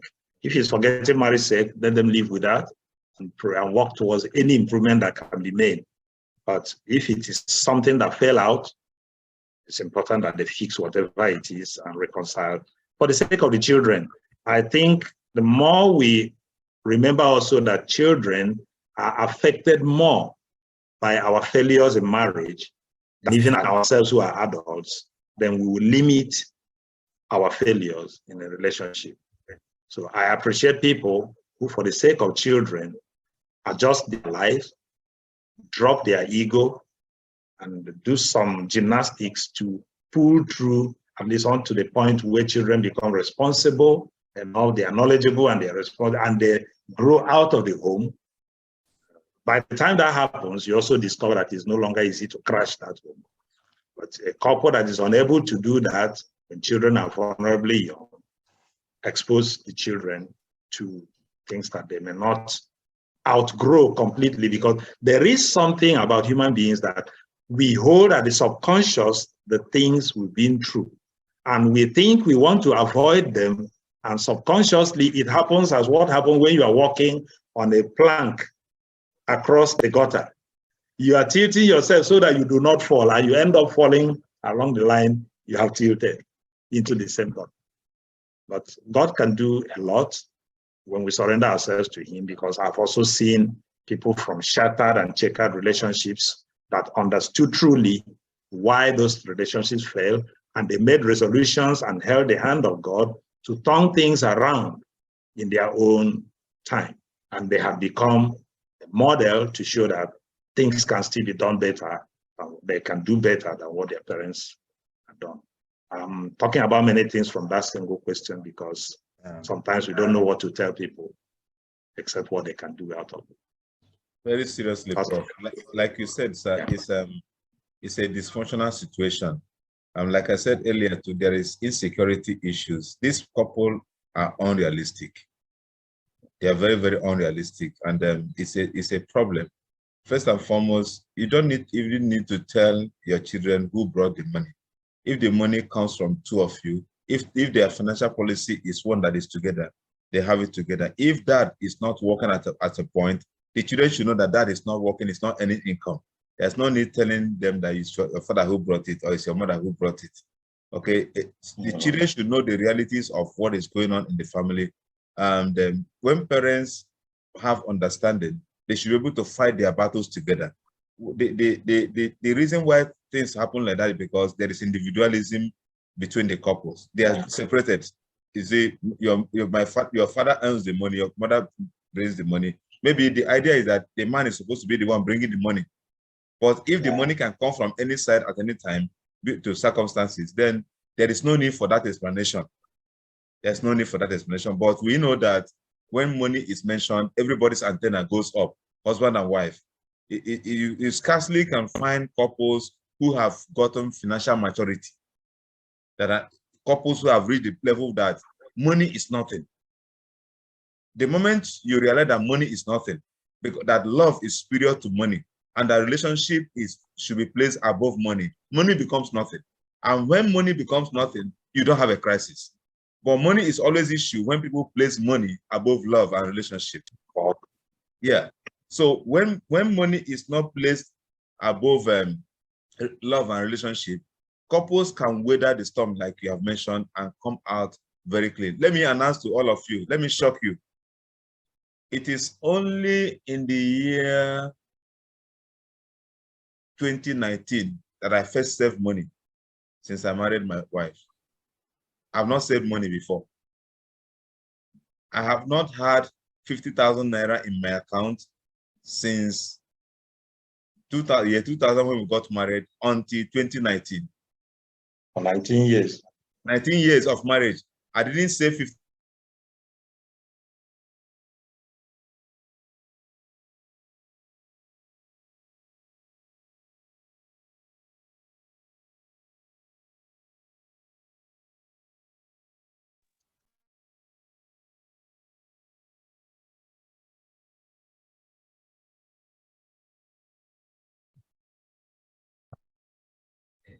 I think there's a network problem on Pastor Dixon's side.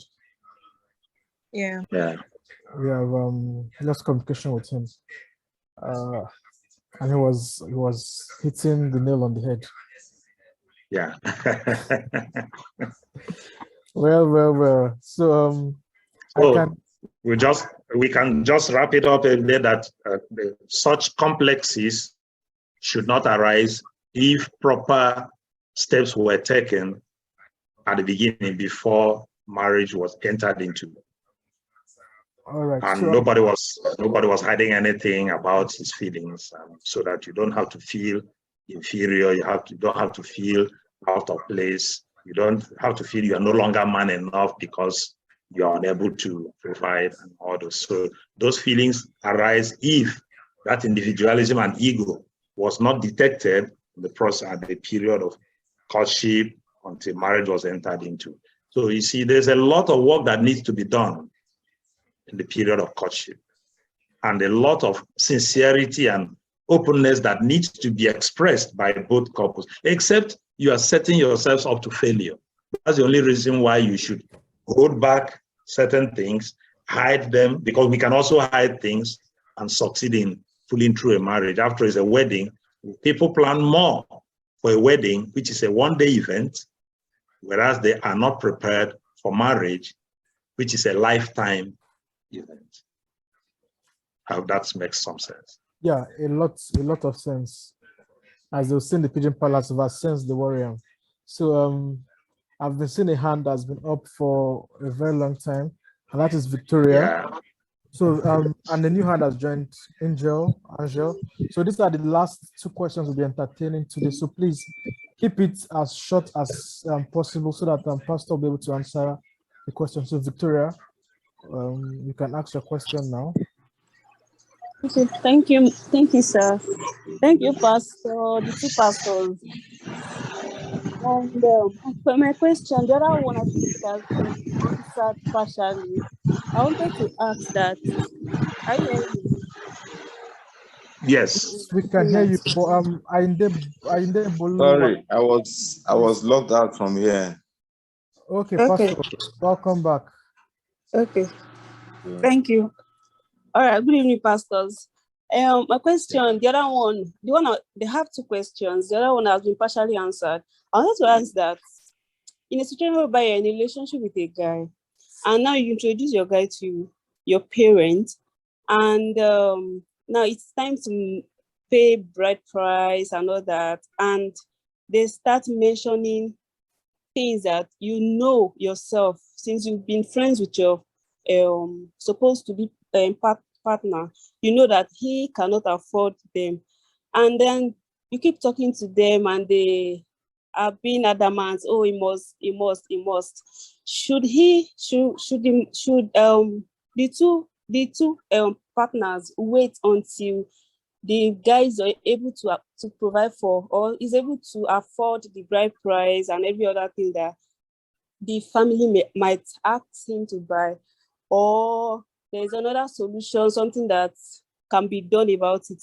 And the other question is that I noticed that I am very poor in managing money, very poor. I can have 50K now and I'll spend it.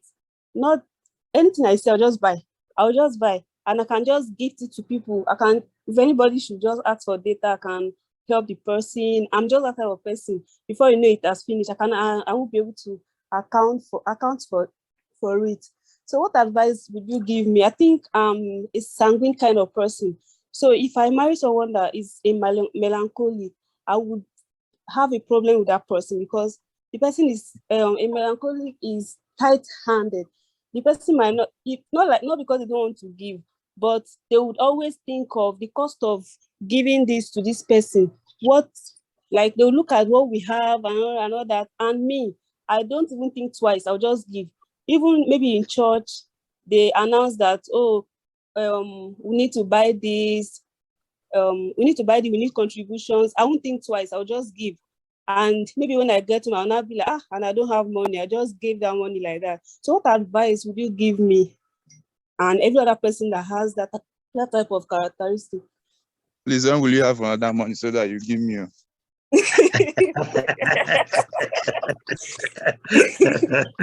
Yeah, that's good. Yes. Well, there's something about life. Experiences help people to mature. You are what you are today. By tomorrow, you just discover also that experiences will shape you in one way or the other.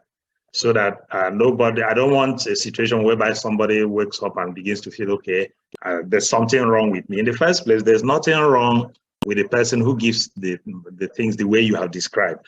What would be wrong, if I would ask, is, have you, at the end of the day, run out of resources to carry out the basic things you needed to do? has God not usually also surprised you in one way or the other beyond even some of the things you had given? You know, you see, God is also aware of some of these personalities that we carry.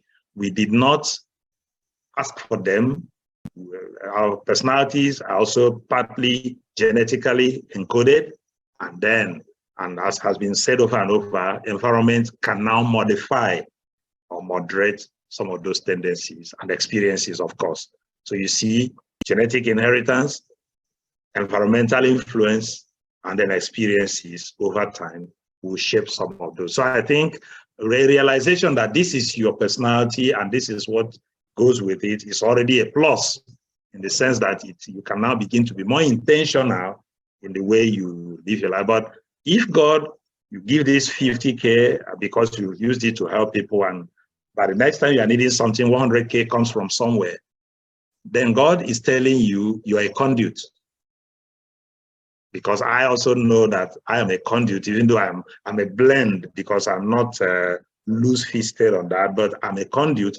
I will rather, because I learned that from my parents, I would rather spend on rescuing another person than buying pleasure for myself. If that pleasure I'll buy for myself would rescue someone else who is sinking, I'll suspend my pleasure, because there would always be another time to rescue someone, and I become that conduit. And I must confess to you here that God has done for me the things I couldn't have saved to do for myself. And I can testify about it if we had all the time. So don't take it negatively, but at the same time, be conscious of it and then work things out. But if I remember any other aspect of your question that I'm forgetting, else I think this is the answer that may be for it. But marrying someone, okay, the first one about bride price, honestly, let me say this. I'm not a fan of all these lists and the bride price and all those things. I'm not a fan of it, but there are things you cannot change by rebelling against them. I would say if somebody is coming to marry, let that person be ready to study the terrain of where he or she is going to marry from, since it is the man who will pay the bride price. If at the end of the day, the family I want to marry from is making things difficult for me to marry, I don't want to believe, I might be wrong because I'm also human, but my theological study has not convinced me that there's a particular woman reserved for me, and that if I don't marry that particular woman, I've married the wrong person if I marry someone else. Why should I get into the lion's den just in order to marry someone, and I have to go into debt in order to pay dowry, and when I bring you home, we have no food to eat? But if there's another family that can treat me lighter by not being too strict on the list of amala, of this, of that, for this family, for this kindred, and they're able to. You see, let me confess to you here. I've said it in public, it's not secret. Patrick may have heard it in church. My mother-in-law is on my permanent personal payroll as long as she's alive, because she was able to wade through all this diary, this list, that list, from indigens, non-indigens, and she cut things around for me to a point where we were able to wait. Not to cut you short, sir. It is because when the women were eating in the community, she did not join them. She didn't follow them to village meeting to sure. When they are sharing here, she goes, so she can say what happens in her house. But if she has gone to eat where others are eating, it would have been difficult. Some of those problems were not caused by this. These parents go to involve themselves. They go to, when another person's child is being married, they go there to insist this is the way it has to be done. So when it comes to their own, they have no choice. So that is it. So, but I think that with education and orientation coming in, people should be able to find moderation. But like I said, if I'm a man, I will not go to get a wife free, because a free wife can also be an insubordinate wife. It has to cost me something so that I have integrity as somebody who married. And I had to do things that could be done, hosted a wedding, and then did other things as I got stronger. And because of that, my mother-in-law is my heroine for life, and my father-in-law too, until he died. So it's a relationship. So if you have difficulties with negotiating, please see Pastor Dixon in camera. The Lord has given me negotiating power. So let's talk about it, and then we can negotiate. Whoever it is, whichever. And after negotiating at the dowry price, you can come to me for handling difficult marriages too. The wedding is like he will handle the traditional one, then I can handle the church. Then if you're looking for someone to handle your reception, you can also meet me. I'll handle the reception for you. I'm very cool. I am very good at eating food. I can eat rice, eba, and other things. So the wedding is completed already. Yes. All right. So we have two hands. So Pastor, what we'll do is that we'll just take the two of them to ask the questions before you answer. Together. Yes. Okay. So Angel and Esplanida. So Angel, please go first. Then Esplanida, immediately after that, you strike. Thank you. I will try to make it short. We know we are in an age that both husbands and wives are productive. So what if a particular husband is financially capable of taking care of the family, and he doesn't want his wife to work just for her to be taking care of the family and its affairs? Can it be a problem in this marriage? Okay. Esplanida. Okay. Esplanida. Yes, my question. Thank you for the presentation. I want to ask if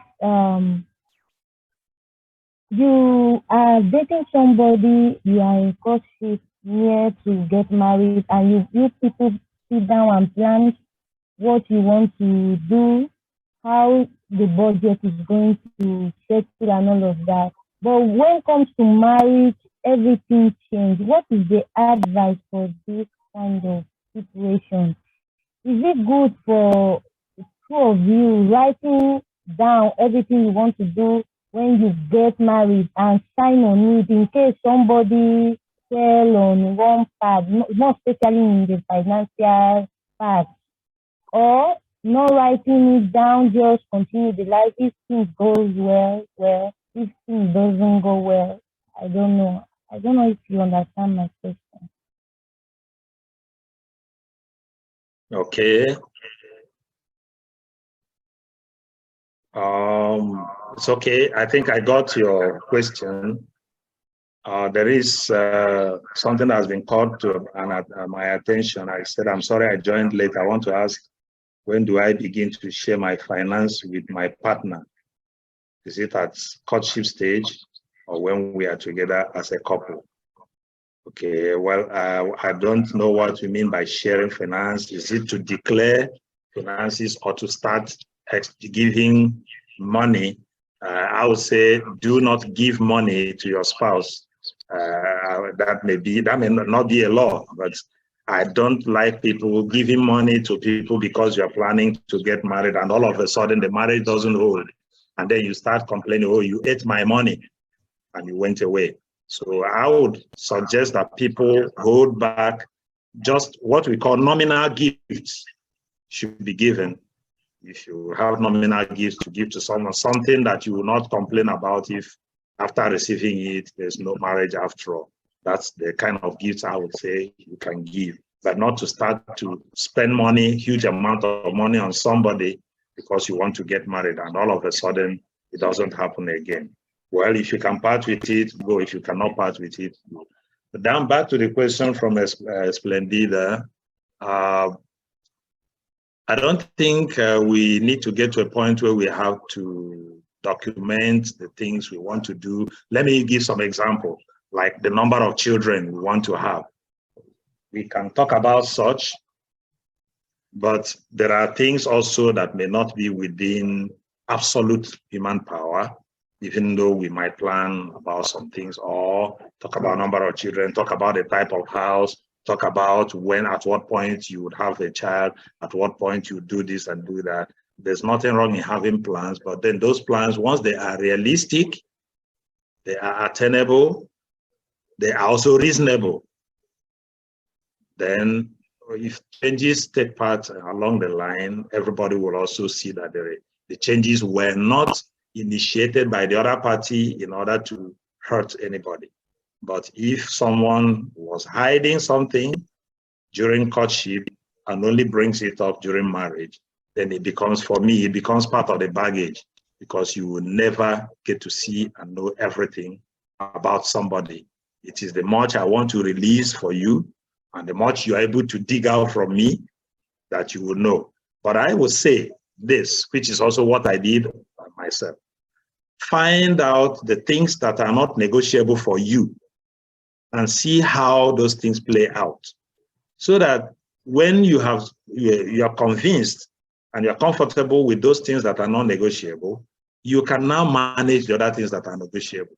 There is no marriage where everything is just 100% the way they were dreamt about, the way they were planned about. It worked out exactly that way. But there are things that are not negotiable. Because, for instance, for me, I cannot live with a woman who will stop going to school because she's pregnant and she gave birth to a child. She said, let my children continue with the rest of education. That woman will be a thorn in my flesh for the rest of my life. And I made sure I understood. I love that. Yes, I made sure I understood an aspect of my wife that she will not.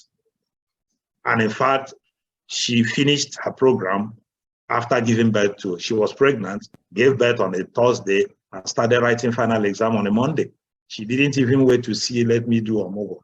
And she finished everything and then graduated with our son in her hand. And then we moved on, even though we had planned that is after her graduation, we'll have children.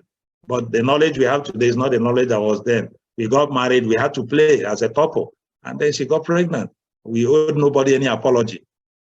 And we didn't go for anything other than to nurse the pregnancy and give birth to Prince, who is a graduate now. So what if we had taken care of him because we didn't want to have a child until after her graduation? You see, there are mistakes people make, and that may be the end of having a son. It may even be the end of having a child because you interrupted something that you should have left God to handle. So that is it for that other side. The first question that was asked by Angel, or I'm losing track of that. Let me, if Pastor Dixon took note.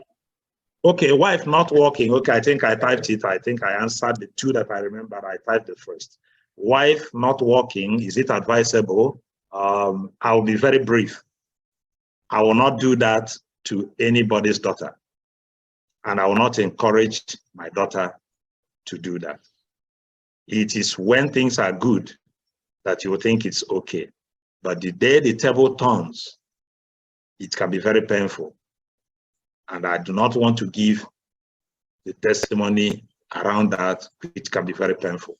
Let me just hold it. It's not funny when something goes wrong to that man who said, just stay in the house, take care of my children, take care of the house. He is punishing the woman up front. He's also punishing his family up front. I want to hang there so that Pastor Dixon will add his voice in the council. All right, sir. Thank you, Prof. From the perspective of stay-at-home fathers or stay-at-home mother phenomenon, which the COVID pandemic actually brought to the fore, people can actually work from home. You know, I have two women that I celebrate. One of them has master's degree. They have trained 4 children at Babcock University. The last 2 graduate this July. She has master's degree, but she does not work in the public. She is not a housewife per se, jobless. But the husband said, for the sake of our children, I am a rich person. You stay at home. They established businesses that she can do from home so that she takes care of the children. So she is an income earner, but she works from her house. Everything, the house is automated, everything. In fact, she has people who work for her. And the beautiful part of it is that she struggled with it as a human being because she had a career, she had dreams. Had a but dream. she said that the best thing that has happened to her and the children is that she stayed home, especially at the earliest stage. The daughter who is graduating from English department, you know, I asked her before matriculation 3 years ago, how are you coping with how you're used to university education? Said, Pastor Dixon, there is nothing to adjust. My mom is there preparing me for university education 3 years ago.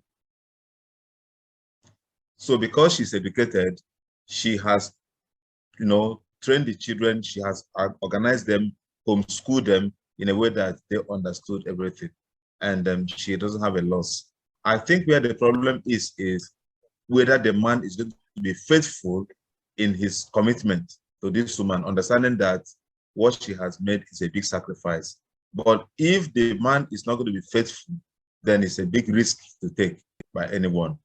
As an expert in infant nurturing, I will say that at a time when the kids are very small, for the purpose of molding the future, for the purpose of you know, doing that groundwork that no third party can do for you, you know, couples can choose, particularly the mother who is the closest person to the child, can manage a period of time when the children are very, very tender. After that, she can begin to work outside of the home. It's a tough decision that couples will always make. Before I join any couple, they have to make that decision. And I was happy that a medical doctor, female, said, my mother trained all of us, we are 7. By the time she was already a doctor, by the time she started having us, she stayed home and had the 7 of us. And after the 7 of us, the last person has reached 4 years, she went back to medicine and also became a consultant and had nothing to lose. So it's a big sacrifice, but I can tell you, if it is for the purpose of infant nurturing at that earliest stage, that's understandable. But let not the woman stay at home without doing anything at all. There are also occasions today where you have stay-at-home fathers. Okay, there are occasions now that if the woman is the one who earns higher, who has a secure job, the man can stay at home and take care of his children through that stage too before he works in the public. There are families I know at Babcock University that maybe because the couple, they have they are both lecturers, and so they have some kind of flexible arrangements. They arrange their timetable in a way that both of them will not be teaching at the same time. They have refused to take any housemaid. So when the man is in the classroom, the wife is at home. When the wife he finishes, he comes home, just like what people do in the US, where the children are not left alone when they are still minors. So child training at the earliest stage can be hair splitting, very difficult. And let me tell you guys, if you don't have plans to take care of your children, don't bring them into the world. If you don't have intentional plans on managing them at the earliest stage, don't bring them and make them, you know, abandon properties and make them, you know, tertiary responsibilities.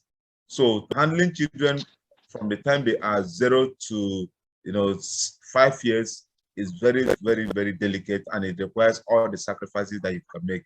But once they have left that stage, I don't see the reason why a woman should stay at home. Thank you. Yes, thank you very much, Dr. Dixon, for that expansion.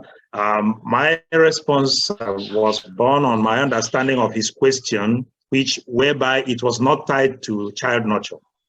But the man is saying, I'm rich enough, I can take care of you. I don't want you to work, just stay home. I take care of the family. It's not stay home and take care of the children, it is just stay at home, I will take care of the family. And I'm saying that one is a no-no. But if it is stay home, take care of the family, up to children come up to a certain point, then you can continue with your career. Because every human being today should have a career, because the table can turn around. people lose their spouses and become single parents. And if you were left not doing anything at all, but depending exclusively on the man, you don't know how to change gas, you don't know how to where the fuel station is, you can't drive into there to open your tank for fuel to be put in. I have seen that ruin people's life, and some have even committed suicide to also get out of life because of that failure of the man not being there to fulfill the promise he made of taking care of them. So I think that balance you brought in is whereby there's mutual understanding that, okay, stay home, take care of home, let me run around while you nurture the kids to a point where they don't miss anything by growing up. Then you can bounce back. But if there's no promise of bouncing back, please don't jump at it. It's not a good offer at all. Because even if nothing happens, goes wrong, you also need to have satisfaction of contributing to the economy of the home, to the development of the home, or taking care of yourself and people around you. I think marriage is bigger than the couple and the children. There are also, for now, for us in Africa now, we still have the extended family, whereby we also have to contribute to their development. We are the social security for one another, because we don't have social security number here in Nigeria yet, but we have human social security. Yeah. Thank you for that. All right, thank you very much, pastors. This has been a very explosive topic, and it's very obvious in the chat box and the number of participants we have had today. And it has been a pleasure moderating this alongside Ife. It's always a pleasure to work with you, ma. I'm humbled. And Pastor, it's a privilege to have you. And when Pastor Dixon was talking about this topic in the afternoon, he said it was going to be explosive. And I can tell you that, in fact, it was actually explosive. You brought in grenades and hand bombs, and we're just throwing them everywhere. you took it now. You didn't sugarcoat anything. You said it as it should be. And I'm sure so many of us have learned a lot from this. And we pray that the Holy Spirit to remind us all these things when we get into relationships and we start, discussing about this, and also when it's time to implement it, so that the question expanded that raised of agreeing something and doing something else will not be our portion, in Jesus' name. So we want to thank you, and also send our greetings to your co-presenter, the co-presenter who did this. When we say co-presenter, she was part of this, she's part of it. And then from time to time, we could see that synergy when you were there with your body language, either passing something or receiving something. So we we appreciate that.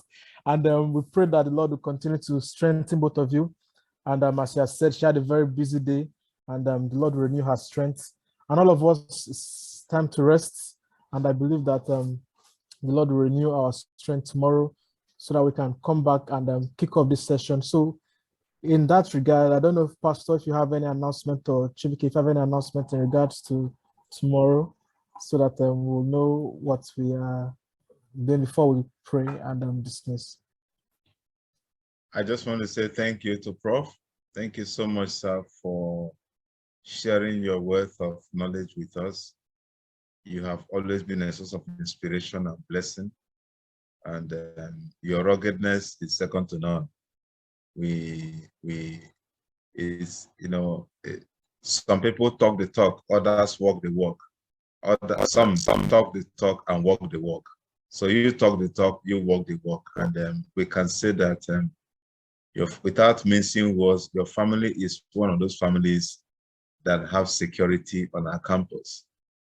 We thank God for what you do, and what you also do in the life of young people and adults too, weathering the storms and providing shoulder for both young and old to lean on. Thank you, and thank you to your wife, your coefficient, for contributing her intellectual property to this presentation. Please send our greetings to her and to every one of you. Tonight we got close to 80, if not more than that. And I want to appreciate everyone who participated, everyone indeed. who participated in the business of tonight. I think it got better and will keep getting better by the grace of God. Patrick has mentioned it. Let's take these wonderful presentations away from here and try to put them to practice. It might not really begin to work. It's not magic. If it is not working immediately, be patient with each other. Be patient. If you're already married and things are not working, be patient with each other. Things can always work. If you're prayerful and you're reasonable, you're objective, you're not hiding anything, things will work.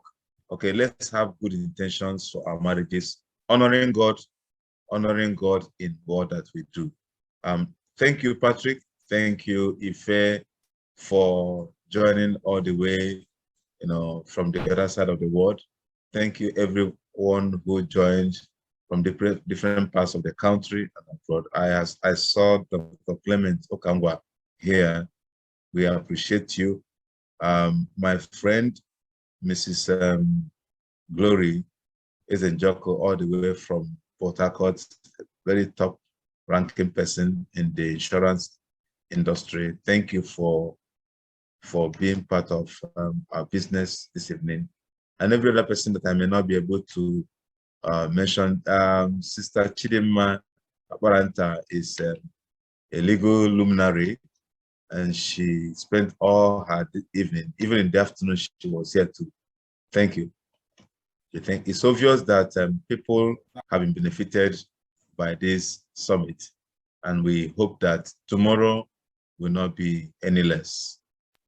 So we see you at Patrick. I think you have to announce tomorrow and let us know how we are going to run for prayer. Yes. So tomorrow we'll be meeting by 2 to 4, and that is going to be about compatibility 789, resolving the difference.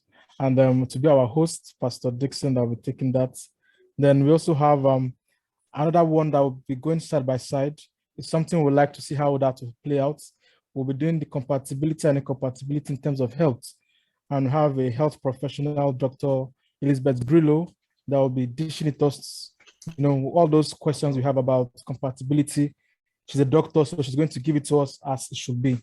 Then in the evening, we'll have networking/interactive session, which most of us will be waiting for, where we can get to meet ourselves and know who is who and where who stays, and how we can, take it up from here to meet. So please invite others. Feel free to invite your family and friends so that we can all come together to have a beautiful session tomorrow. And to end this evening, I can see Pastor AKPA has a Living Spring thing going on. So I don't know if Lekon is around so that we can seal this Living Spring this night by saying the closing prayer. We have had the choir director, is around, yes, moderating, and we've had the pastor, give us the sermon of the hour. So let's have the assistant pastor end this session for us. So Living Spring, are you trying to Living Spring? Living Spring is here tonight. I guess we should open Living Spring. We should be expecting check from them to Living Spring. Yes. Or that you are giving us an offering. Anyway, yesterday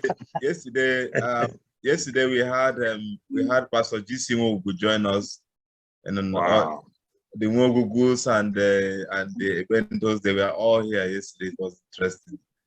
So thank you. Thank you. Okay, so long live Living Spring.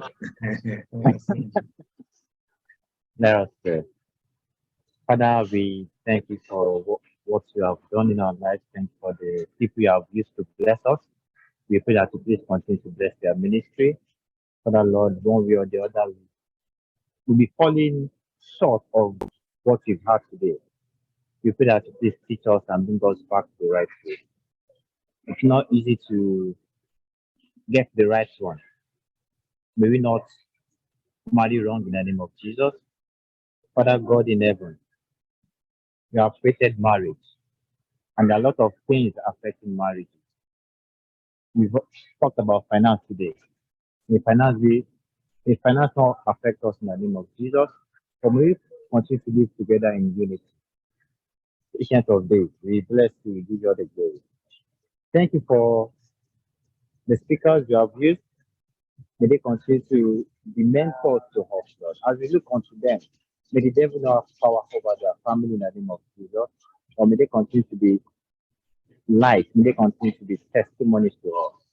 Thank you because you've answered our prayers. And there are some in the valley of decisions or having issue in their relationship at the moment. We pray that peace will be still in their relationship. Then we shall meet again tomorrow. We have the fullest thought to glorify Him. May we be very refreshed to listen to your word again. For we have only prayed in Jesus' name. Amen. Amen. Amen. All right. Amen. Amen. Thank you, everyone. God bless Thank you. you. Amen. Thank you, Pastor Leko. Nice having you here. Victoria Ebe and the rest of them. Long live Living Spring. Amen. Okay. Thank you. Thank you, everyone. Right, everyone. Thank you. Thank you. Thank Bye. you. We appreciate all of you. We appreciate all of you. Thank you. It was a good time tonight. So see you tomorrow. If we really appreciate you. Thank you. Yes, Reka girl. Thank you. Share your life and the rest of them. I've missed Living Spring, sir. Thank you, sir. Oh, yes, I can sense it. Yeah, thank We you, shall sir. have a reunion. Yes, there'll be a reunion. Yes, somehow. Dr. Chibike, thank you so much for all that you do.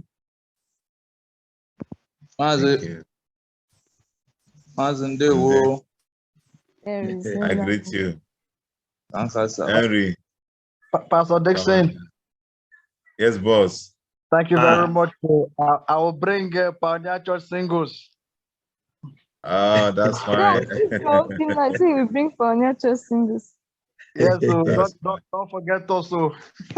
Hey! Did you there here? I do. Jeremiah. Thank you very much. I didn't know. How didn't I know that one? I'm very loyal, sir. My prof. I'm sure that, maybe he has slept off and he's still there. That's why Dr. Bino prayer is supposed to leave. Okay. Yeah, Dr. you Okoro, Okoro. At the high Obina. Yeah, you That's interesting. Nice to have you. Thank you, sir. So thank you, everyone. Permission to fall out, but not to fall down. Good evening, sir. Good evening. So see you again.